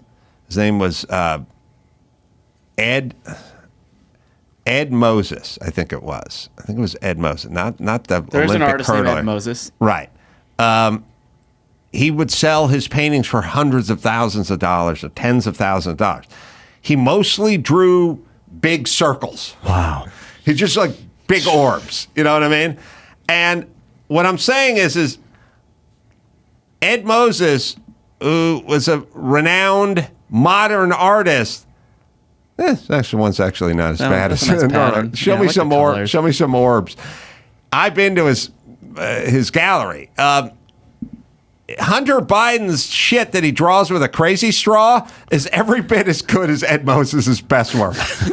And that's a fucking junkie who just gets his money from China and only does the art. It's a rolled up dollar bill. He sells his art for $500K as a money laundering scam. It's not like someone just said, what's the best way to get this guy money? Well, he can't go to Ukraine and shake down energy companies anymore. But what if you did retarded art and then we just got donors to anonymously give you $500,000 for it? And he's like, all right, I'll be an artist. Yep. Hunter Biden shit is every bit as good as any modern artist shit. How do you sell your first modern art thing? How do you do the first one? I can see the next one, but how do you sell the first? Like, who's the first guy that? Right. How do you get your first one? Someone would pay $500,000 for an Ed Moses now because there's a market. You need a dad like Taylor Swift. This is right up there with who ate the first lobster. Yeah. You know Yeah. what I mean? Where they went, what? Get away from that fucking thing. Yeah. How do you do the first one? Yeah. I don't get the deniers of that Biden's old. The people that go like, oh, he's sharp as a tack, or like the Hunter. I don't. I heard I was behind Hunter Biden once at a hot dog stand, and he goes, "How many cocaine straws do I owe you?" That's how he pays for things. That's a drug addict. That's his currency. And he paints with a cocaine straw too. Yeah. He blows bubbles into it. We found cocaine at the White House, and it's not a thing. And the FBI destroyed it, or the Secret Service destroyed it. Like anybody. When people said cameras that, there, we don't know. Well, I mean, that's not as ridiculous as the fact that on a laptop, whether it was Hunter's laptop or not, there are pictures of him snorting cocaine off of a hooker's asshole. All right. Now, it doesn't matter if where the laptop is from. Well, thank God there's no pictures of Hunter Biden doing coke off a Russian hooker's asshole. which I don't have as We're much a problem missing with the that, fucking point. is that it's not a hard enough surface. I just feel like it's a difficult asshole? cocaine yeah, it's surface. not effective. I don't have a problem with it. No. Also, like, what? How do you have? People would go like, it's got to be Hunter's cocaine. And I would go, I don't think so because it was some left. That's right. Do you know? Like, you never doing cocaine and somebody goes like, man, do you got like Tupperware or something? We got way too much. Leftovers. Yeah, you got a baggie or something? Yeah, it's true. You just do it until it's done. We got way too much cocaine. Yeah. No one's ever said that. Yeah. Well, Rolling Stone just published an article about drugs at the White House. What? Yeah. During the Trump administration. So Trump's now White we House know. was awash in speed and Xanax during it. It said that, senior administration officials and others who worked at the White House, they were often given speed for things as minor as an energy boost during a particularly long shift. We're given speed? Yeah. What does that mean? They weren't snorting like trucker speed, you know. I imagine maybe a pill of some They're sort. giving a Xanax or whatever. Yeah. They're given whatever you do with ADHD. Is that I don't know. Ritalin Rolling or- Stone, there's a quote that says it was like the Wild West. Things are pretty loose. Whatever someone needs, we're gonna fill this. Listen, I'm all for pharmaceutical interventions, like when they have guys, back in the day who flew like U-2 surveillance planes and stuff like that, and they'd have to be in the air for 18 hours or whatever. They'd dose them up. Yeah, I'm with you. I feel like if you're like an air traffic controller, take some speed. Yeah. I always felt like what was weird with drugs is you ever see like they would test an Olympic athlete and they would say like, oh, this snowboarder tested positive for like weed or something. I feel like you should get a higher score because that makes it harder. Oh yeah. I think you should have to help your sport. It depends what the drug is. Like I remember there was a championship boxer who won the belt. and tested positive for weed. Yeah. And then took the belt away. And I was like, he needs a second belt. Yes, exactly. Yes. The weed is not performance enhancing. And the last thing you want to do is box and or train to box when you're high. And if it's helping the person, then strip them of the title. How do you think his opponent feels hearing that? Yes. Yeah. I feel like shit. Yeah, he's actually better than this. He's stoned? Yes. All right. Sorry. All right, let me get back to here. So, speaking of cocaine, so Johnny Manziel. Yeah. So, did you see that clip of him talking about him losing all that weight? He was on Club Shay Shay. No, but I saw his doc. Oh, yeah, the doc is great on Netflix. Yeah, so here's him just talking about losing all that weight. I was 210 pounds when I left Cleveland. I was 170 pounds sitting in Vegas that August, that September, October, whatever it was later in that year. How you lose 40 pounds? You're on a strict diet of blow. Yeah. So, I mean, I love that he's doing all this media now. And so when the 2024 Heisman Trophy winners announced. Maybe Oprah's on the booger sugar. She looks good. She's not naming what drug it is. So she's anything's doing on something. Anything's on the table or the stripper's ass. So when the 2024 Heisman Trophy winner is announced, don't expect to see Johnny Manziel there, though. Because, at every Heisman Trophy, all past winners join the stage to welcome the next star. But Johnny, he tweeted, after careful thought and consideration, I will be humbly removing myself from the trophy ceremony until Reggie Bush gets his trophy back. Oh, really? Yeah, he says, it doesn't sit right with my morals and values that he can't be on that stage with us every year. Reggie is the Heisman Trophy. Do the right thing. NCAA, the ball is in your court. Wow. Well, this is like performance-enhancing drugs. Like Reggie Bush, a donor, a contributor, an alumni, bought him like a 94 Chevelle and put rims on it or something. And it was probably $8,000 worth of car, and they dropped it off at his house. And now he doesn't get the Heisman. But how did that help him on the field? When he took the punt return to the house or 240 all-purpose yards against Arizona State. What the fucking Chevelle was at his dad's house in the driveway. Yeah. I think somebody leased him a house or his dad a house or something. Him and his family received gifts while he was playing for the Trojans. But fine. How did it help? You know what I mean? Yeah. I don't like it. He still earned it.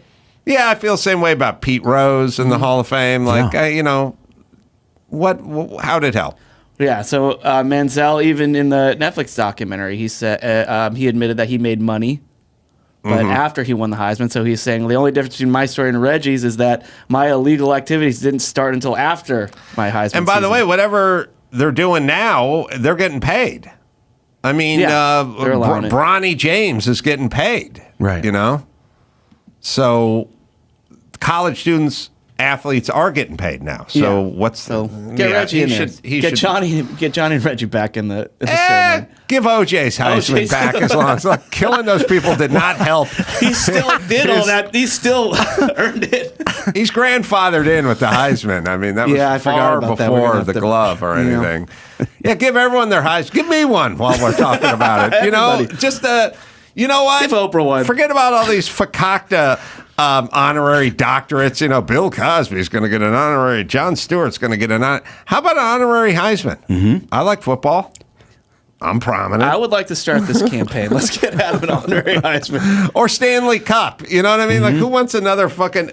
Bill Cosby had like 186 doctorate. He was probably all in the trunk of his car. Willy-nilly. Yeah. What is that? What is the... How does that even work, the honorary part? What if I got one? What if I went to school for 18 years and then they just give one to you? Am I not angry? Also, it's a weird thing to be like, if someone wants to give me a nickel-plated revolver or something, I'll go, oh, thanks. But if it's just, if you made me a document that said, Adam Carolla fucked Gina Lola Brigida in 1967, I'd go, I wish I did, but that I didn't do it. Yeah, so what are we talking about here? You know what it's like? Remember, if you had a friend whose parents had any kind of money at all when you were a kid, they had that stupid picture of them, or like a Wheaties box with a picture of their kid on it. Yeah. You know what I mean? Like athlete of the year.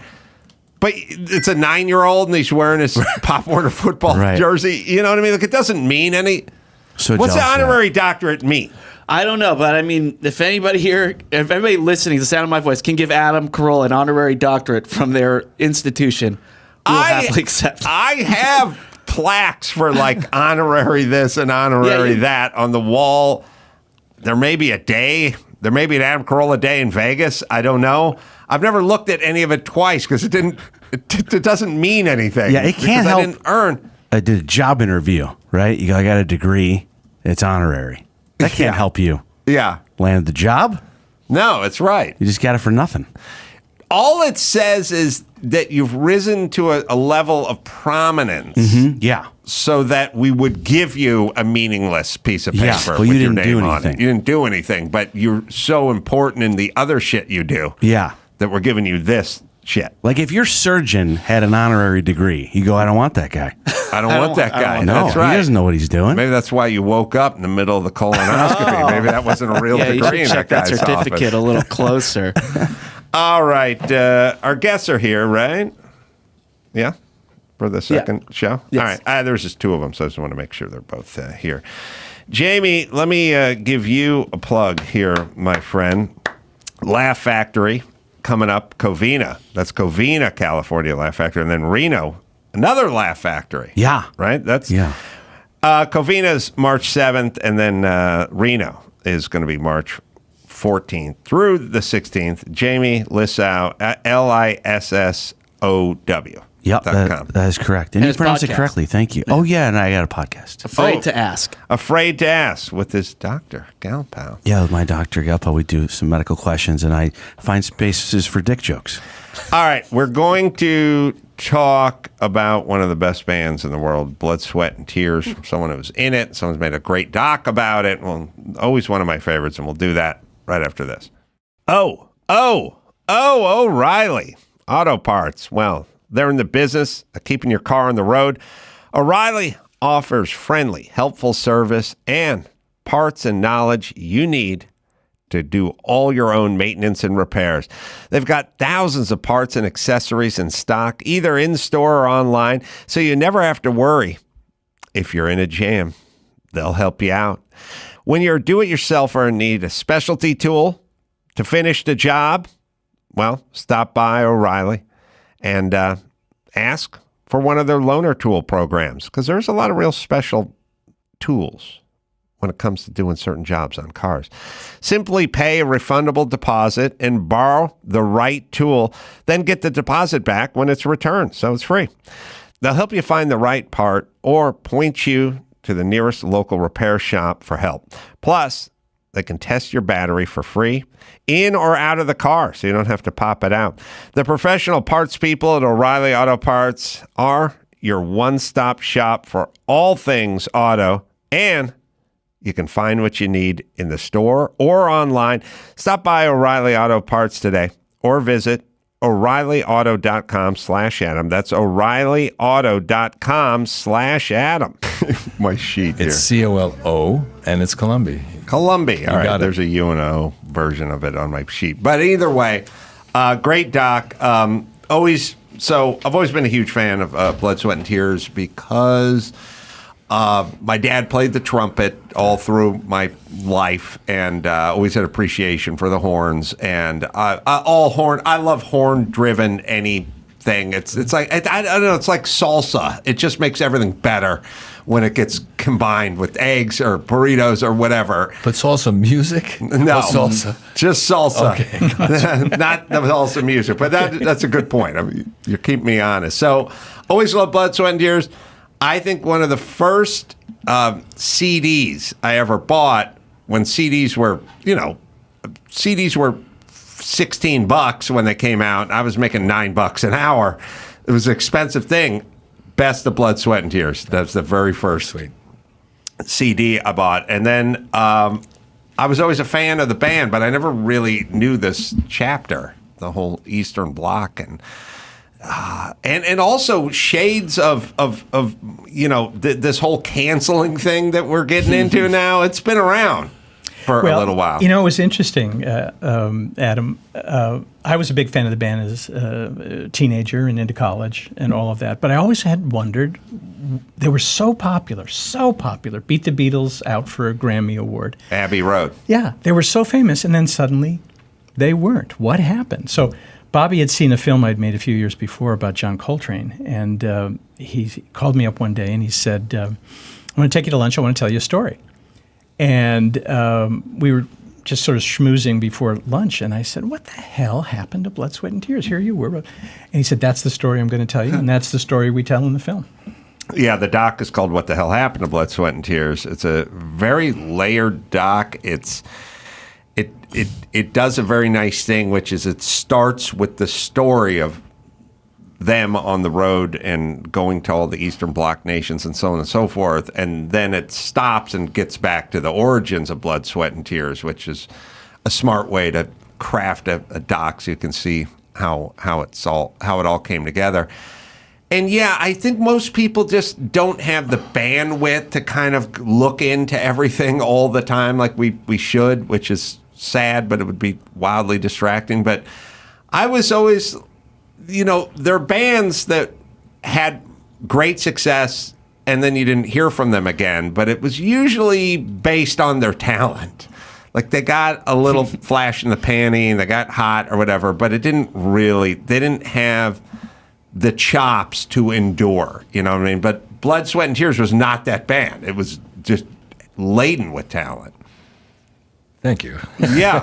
Well, I mean... Well, what's interesting, yeah. we had we were at dinner one night on the west side of L.A., and my dermatologist was a couple of tables over, and I went over to say hi, and he was there with a young couple, probably early 30s. And he says, my patient John, he's a great documentary filmmaker, what are you working on? Blood, Sweat, and Tears. And I'm sure you've seen this where you mentioned something and there's a total blank look in the eyes. They had no idea, Blood, Sweat, and Tears, what was I talking about?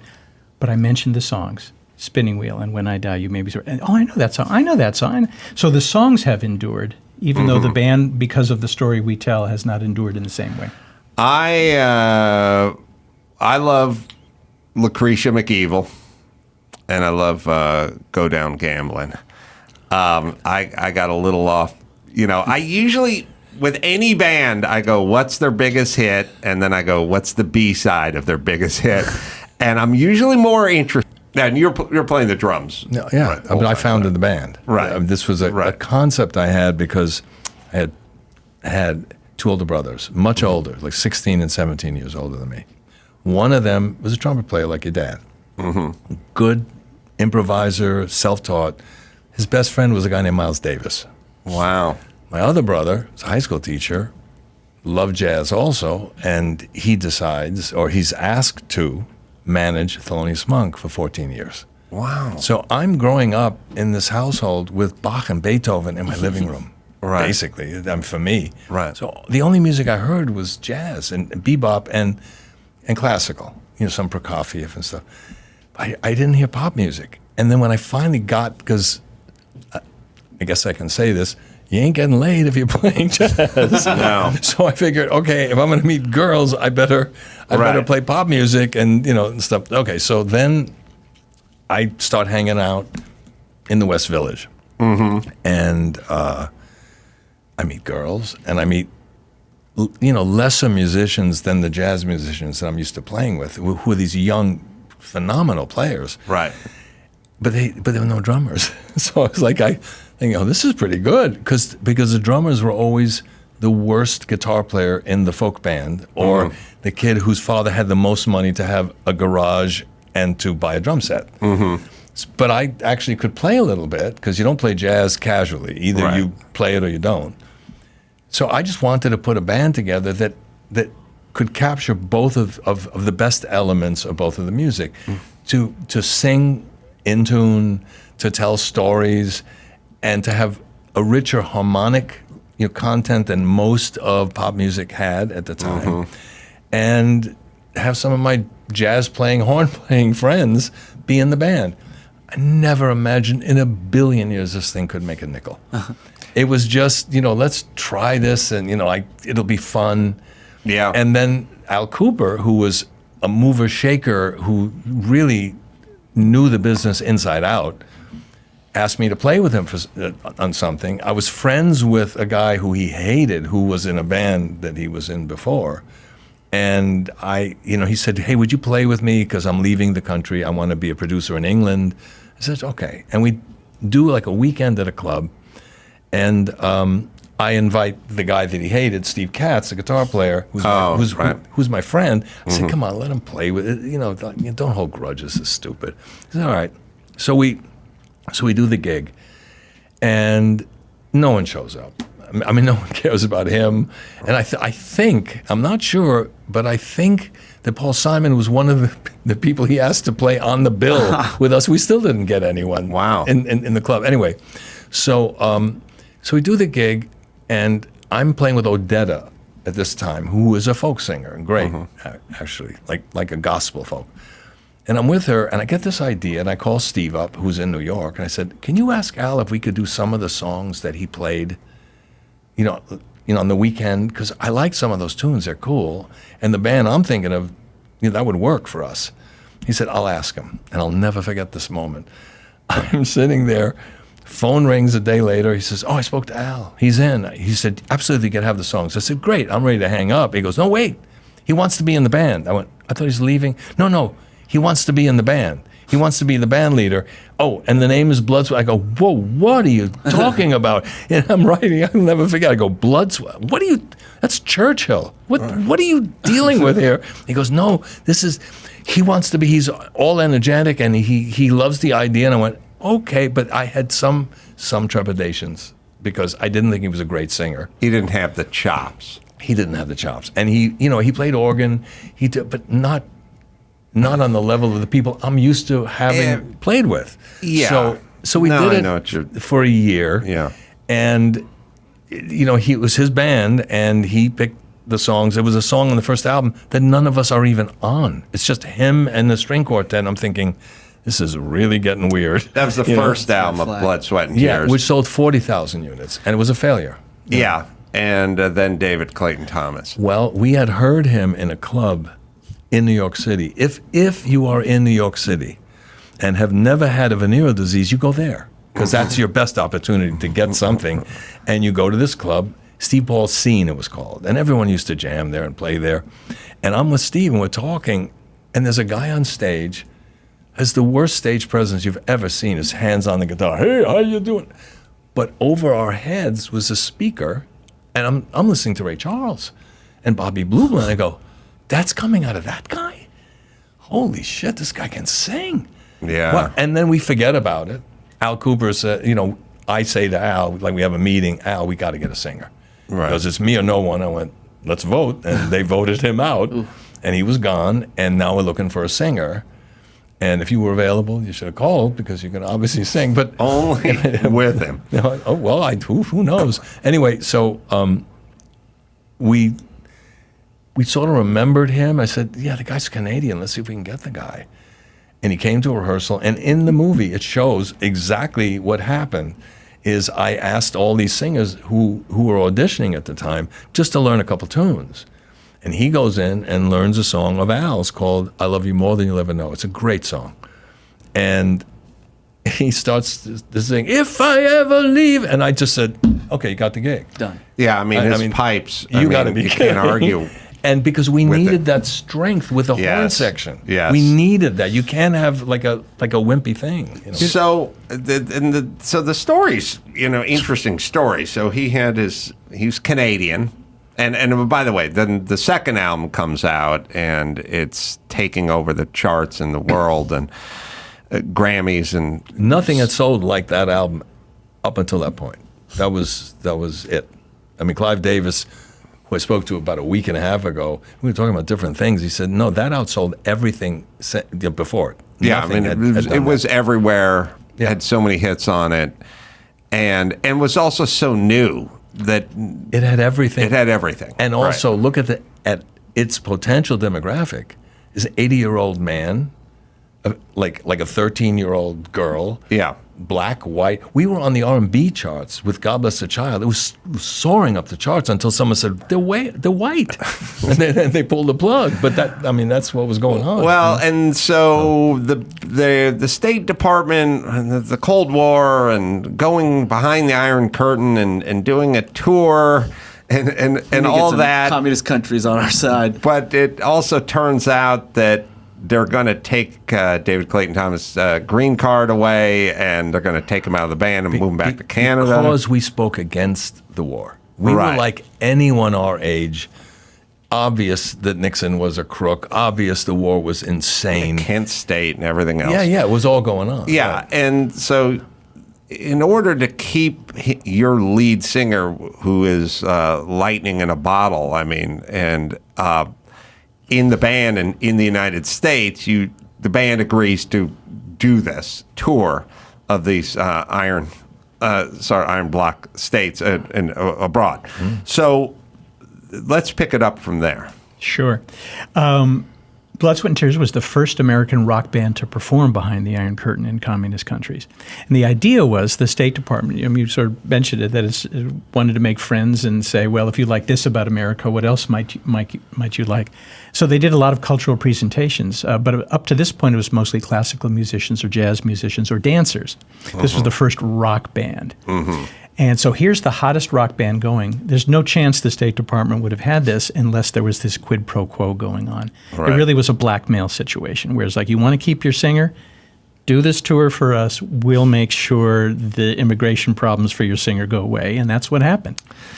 Yeah, and all the trials and the tribulations, you guys should watch the movie and understand, of the craziness of that time. And still going on today in many different ways. But to me, the more interesting part of the story even is when you guys got back and how guys like Abby Hoffman and others. And the reason that struck a chord in me is, I thought Abby Hoffman was a colossal douchebag. But also, I was like, oh, yeah, we just did this with COVID. Like, with the same asshole agitators trying to get everyone canceled. And people, listened to them. And we've not learned a goddamn thing in 50-some-odd years. And the Russians invading. Right. Here we are. We are 50 years later. 50 years plus, and it's the same story. And then you get into this bizarre realm where you're going, wait a minute, and I have to do it myself. I'm not conservative. I'm an atheist who says marry whoever you want and smoke as much pot as you like. That's me. Yeah. Why am I getting lumped into this anti-vaxxer group or whatever the fuck it is? Just getting lumped in with this stuff, and you go, you're against Nixon and the Vietnam War, and you're doing benefits for the ACLU and Kent State to raise money to defend these people, and now you're getting lumped in with the Nixon administration. We had a feeling this could happen, but we didn't realize the weight of it. When we came back and John found the tape in my, he's a detective. Documentary filmmakers, John in particular.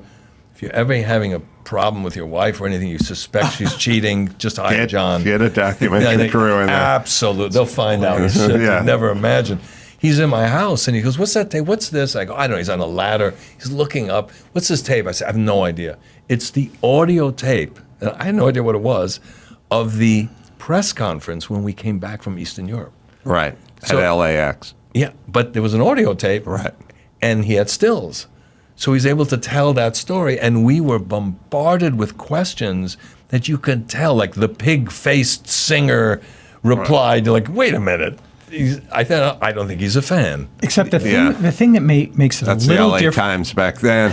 and Rolling Stone did a hit. Oh, it killed us. They were doing what they've been doing for a long time. But the difference was, today you either get it from the left or from the right. What made this situation unique is Blood, Sweat, and Tears got it from both sides. Both, yeah. The left wing came after him and the right wing came after him. And it was this squeeze play that made things really uncomfortable. Yes, because you can... If one side comes after you, then you just become a hero to the other side, and that'll fill any stadium you decide to do a show at. You don't need the whole country, and you don't even need half the country. But if you got half, your touring dates will be sold out for the rest of eternity. But both sides, and then a kind of a weird smear job. But then what happened after that? Because the doc sort of stopped at that point. Well, the band at that the any momentum we would have had, and the third album, which I love the third album, it had Lucretia. The fourth had Go Down Gamblin'. That's the fourth album. I want to hear a little. And that's actually one of my favorite cuts we ever did. And the reason, because I'm a musical genius, I fucking understand. I think that's everything. the reason. Yeah. But also, as a musician, it's one of the only songs that we've done that was arranged without stopping. Everything we did, break. This one's bing, dong, ding, da, da, da, da. And it was David Clayton Thomas playing guitar. It's the same beat. David Clayton Thomas was playing guitar in the recording. It's his song. That's his song. It's all him. He seems that voice, Al's voice, was never going to get on AM radio. So that was sung by Cats, right? The guitar. Yeah, he did it sometimes in winter. Yes, right. But yeah, if you had David Clayton Thomas, yeah. So I guess my question is, and I know the answer, but the same songs that were radio hits done with Al would not have been radio hits. There are certain singers whose voices, as great as they are, and certainly as songwriters, as amazing as they are, wouldn't make it on AM radio. Joni Mitchell, Laura Nyro. I'll give you a list of people who could write amazing material, but their voices didn't have an AM quality to it. Certain frequencies just didn't carry. So there you have it. So to go to your first question, though, what happened was this horrible cancel culture situation in which the band found themselves, it exacerbated the conflicts between the band members. Mm-hmm. And within 18 months, 3 of them left, then another 3 left, and then Bobby was the only original member left carrying on. Bands have a moment. TV shows have a moment. Movies have a moment where everything is working right for them. Mm-hmm. The reviews are great. Podcasts will come after them. Everything is going right. And one little thing can throw that moment off. But this was a big thing that affected Blood, Sweat, and Tears. And suddenly their moment was over. And it's why you didn't hear about them in the 80s. We also played Las Vegas. Yeah. They came to us and said, do you want to play? Of course, our reaction is, are you nuts? Right. I thought about it. Before rock bands played Las Vegas. No, there were never a rock band. And I thought, or jazz bands, actually. It was all, Steve and Edie and and Frank. You lose your street cred in Vegas. Right. And I know that. And I knew that. But I also knew that our schedule was such that the gig we had after Vegas was the Fillmore East. So we weren't abandoning our fan base at all. It was an opportunity. I thought, and we all sat around and said, what do you think about this?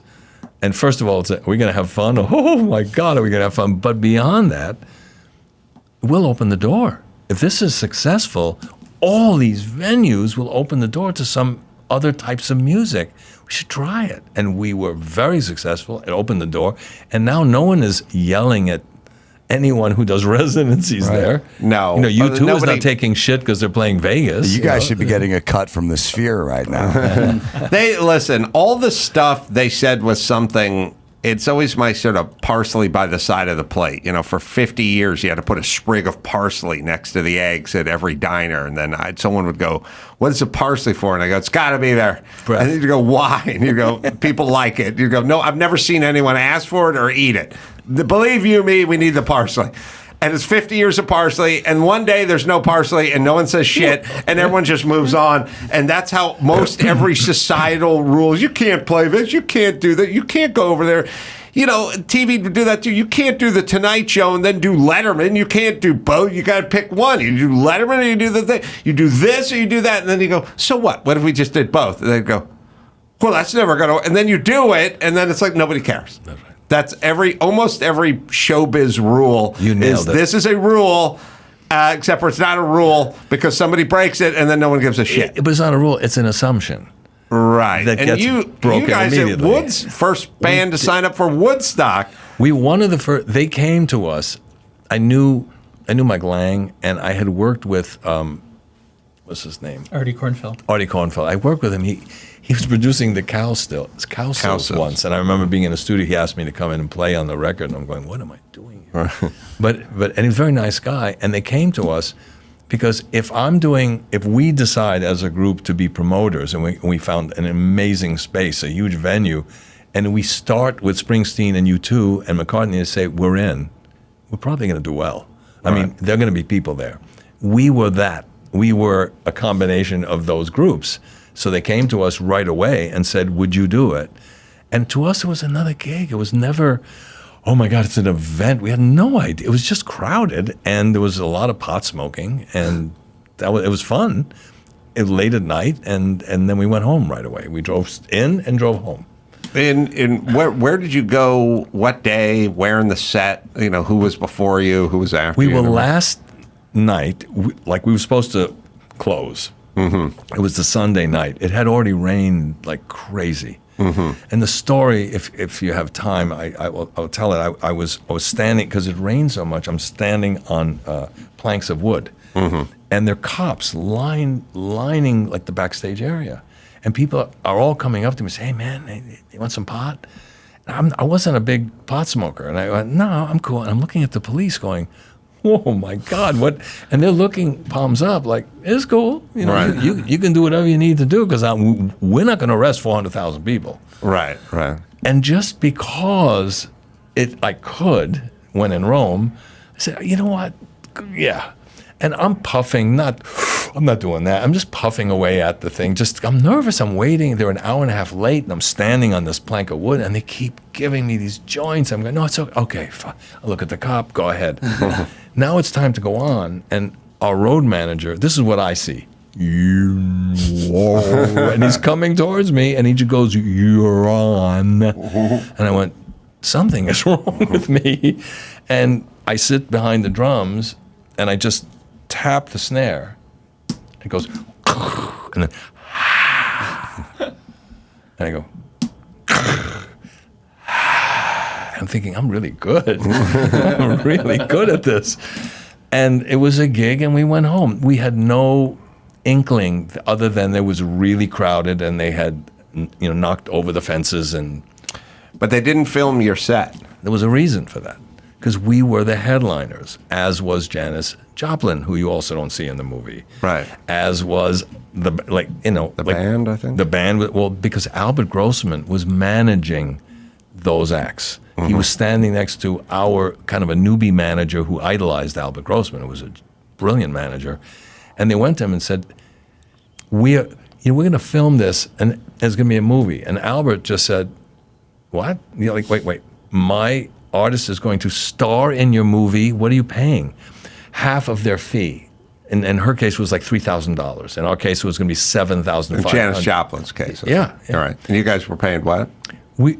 We were paid top, other than Hendrix, who played twice. So he got $18,000. We got $15,000. We just played once. Mm-hmm. And that was really the top price at that time.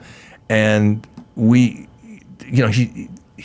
$7,500 to star in a movie. Right. And our manager looked at Albert Grossman. He said, "We ain't doing this." And he said, "I'm not doing that." And probably if they asked me at the time, I would have said, "No, of course not." Right. In retrospect, of course, it would have been the greatest thing to be in that movie, but we weren't. What we discovered is they did film half the set. And we found the footage buried. Bobby talks about the detective job. That's one of the things about my job I love is the detective work. Oh, they filmed work. the full half the set. We found the set buried in the vault at Warner Brothers. Wow. And there was a new HD transfer done. And so in our film, you see them doing this old Motown song called More and More. Mm-hmm. And it's fantastic. They are a killer band on stage. No one had ever seen that footage before. It really was a great band. I mean, I'm bragging. No, but from my point of view, because I knew every time you're going, it's like going to the track knowing who's going to win every single race. Yeah. Like you sit down and you look at the audience, and I'm thinking, oh, wait till you hear this. And we start playing More and More, like da-da-da-da, and the audience is like, holy shit. Because bands never sounded as good live back then, because there was no lip syncing, no pre-records. Right. You'd have to have the goods. Yeah, so, and look, that's why I have no time for bands that I don't consider talented. Everyone tries to talk me into everything all the time. You know, they love the Beastie Boys. I'm like, hacks. What are we talking about? They don't play anything. They don't do anything. I was, oh, you gotta love. They tell me half the people that get inducted in the Rock and Roll Hall of Fame now suck. Joan Jett sucks. She's in there because she's a lesbian. There's no other possible way. I love rock and roll. It's like a nursery rhyme. It's just for dumb people. But go down the list. No, but just go down the entire list and ask yourself, what effect have they had on music? What happened? What did they do to be in a Hall of Fame because they have accomplished something? Where it's now. And right now, to me, it's a badge of honor not to be in there. Well, I don't think Emerson, Lake, and Palmer's in there. I think they probably are. Are they? Yeah. They ACLP in there? Because he's going to check. I don't know why, but it kept bothering me that as I was watching David Clayton Thomas from back in the day, I was like, oh, he looks exactly like Shane Gillis, the comedian. And I told, are they in? ELP not. Not in. So there you go. Joined. There's another not. You've got another band where people can play. You know why? Because it went cool. Yeah. And Jan Wenner and John Landau said no, they're not cool. Now they're no longer a part of it, but now we have to have more women, we have to have more. Yes, it ruins everything. It ruins everything. You talk about enduring though, and you talk about how the music had changed something. One of the things we wanted to do in the film was to find young people who had been at those concerts behind the Iron Curtain. You did. And have them talk about it. So thank goodness for social media in those countries. We hired a researcher in Yugoslavia, Romania, and Poland. They found these guys who were now in their 70s. Yeah. But it wasn't like, I went to a concert at the Forum last weekend. 50-some years later, these concerts still had incredible significance for these people, not only because the music blew them away, but what it represented in terms of freedom and the United States. And it was one thing if Bobby and the band guys say, the concerts went over well, but to see and hear those guys say it made a big difference. It's a real movie, and I've made a few docs, and I know, weak ones from strong ones. And then there's the ones that are like, they have a good subject and everything. They're just not that well crafted. Yeah. There's a certain skill to the crafting part. This is a really good doc. I learned stuff. Yes. Watching that. So I didn't even know that happened. I want to see a picture of David Clayton Thomas and Shane Gillis and see if they look like the same. Ooh. They do. Which one's which? Wow. Not that bad. Wow. Yeah. Yeah. Nice job, Byron. Wow, that is good job. Yeah. David looks really pleasant in that picture. Hey, Bobby, if I could, one quick question about your. They hated you guys in Sarajevo, and then you went to Romania. Can I have to explain something? Okay. In the movie, yes, the audience, it was hysterical. I mean, because like we end the song, ba-ba-ba-da, yeah, wham, like the end of Laughing. What's going on? The audio it was like a weird venue. The audio, we didn't have a sound check, was so all they heard was this awful sound. Because there's no way, even if they were told you get an extra 5 zlotys if you hate the band, we've never had that happen to us ever. Okay. And I know someone finally just was like, the sound was unbearably just loud. You couldn't make anything out. It was just this drone. Right. Okay. And they hated it. Then you got to Romania. You played a couple of shows. The first one was too good. It starts in Romania. And that's Sarajevo. Okay. So the second show that you did in Romania, where they did not allow you to film, but you had still pictures telling the story. I looked at these pictures of that second show.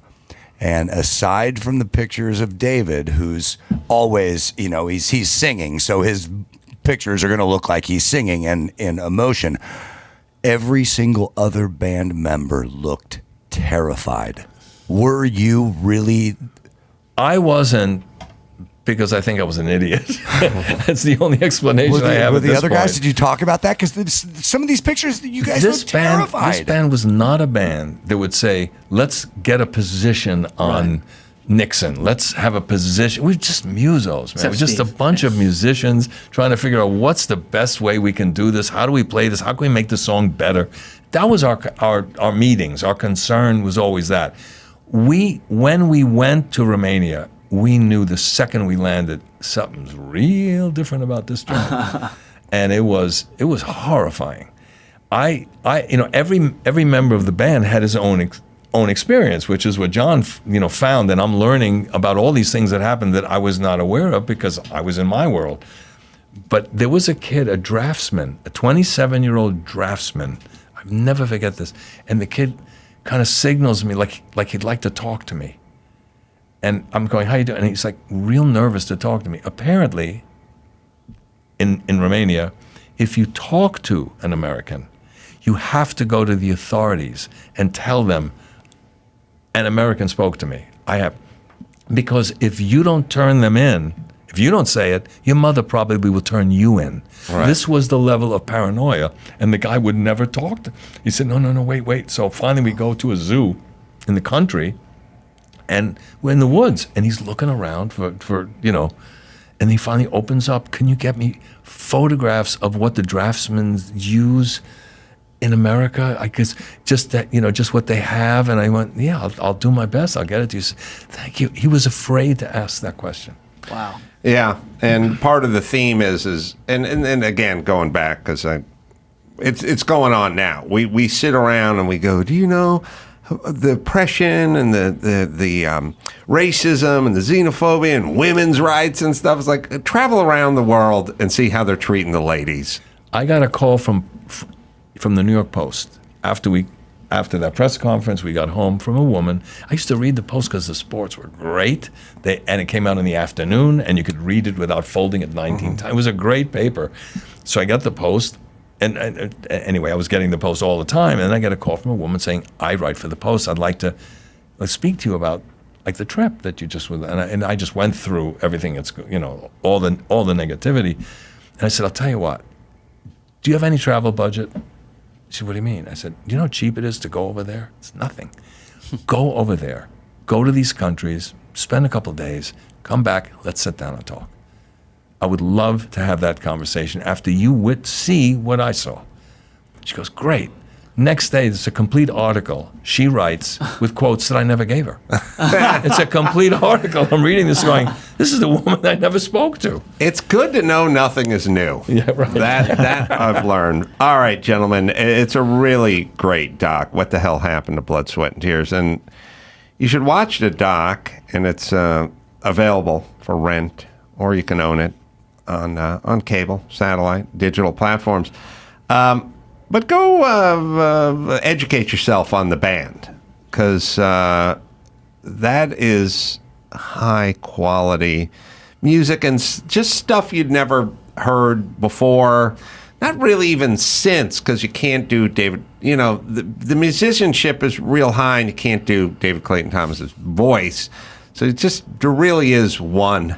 And they were unique arrangements. Yes, the arrangements. Because back then, horns would just play unison. They'd all da-da-da-da-da. They'd all play the same notes. Yeah. But our guys, we had two arrangers, and really loved the idea of, and that was the rule we had: no limit. Don't worry about it. Just whatever you have in your head. Yeah, the horns are always great, and if you want to listen to, I'm a friendly stranger in the black sedan with hopping on vehicle. That's not us. Ides of March. I know, but what I'm saying is the stuff's sort of linear. I mean, as good as the horns are in, let's say, Ides of March, they move along in a certain direction. And then Motown would be that way and stuff like that. It was great, but it wasn't different. It wasn't what this was. They played like rhythm guitar. Right, right. That was the feel of all the horn sections were really like rhythm guitar parts. Mm-hmm. We came in at completely different. We had two arrangers. They were both horn players. Right. So they really focused on different harmony, different approaches, classical music, jazz, everything. Again, there was no limit because we never thought we'd have a hit. Right. There's a freedom in that. Yeah. All right. So please avail yourself of some Blood, Sweat, and Tears and the doc, which is really well put together as well. Bobby, John, thank you guys for coming in. Thank you. Thanks for having us. And is David Clayton Thomas a douche? I'm never going to say anything. Ever going to say anything like that. That's a horrible thing to even bring up. You made a face. You made a I face. certainly would never say anything bad about a former bandmate. Oh, God. But to David's defense, I will say the day that I interviewed him, we had a big problem getting into Canada because it was during COVID, and they wouldn't let Americans in or Canadians out. That's the way they do But there it. was a period of about 3 weeks where the border was open, and so we flew in. He was a gentleman. And what you see on the screen is a guy that's being very candid and open about his experience and sharing some feelings looking back that I don't believe he had ever shared before. Yeah. And so we got what I felt was a very honest interview with him. It seemed affable. In the I thought he was interview. terrific in the movie. I know he was. He was absolutely terrific. All right. I thank Tucker and Jamie and John and Bobby and Chris. And I'll be at Kimmel's Comedy Club in Vegas doing 2 shows tomorrow. So come on out and say hi. Until next time, it's Adam Carolla saying, Mahala.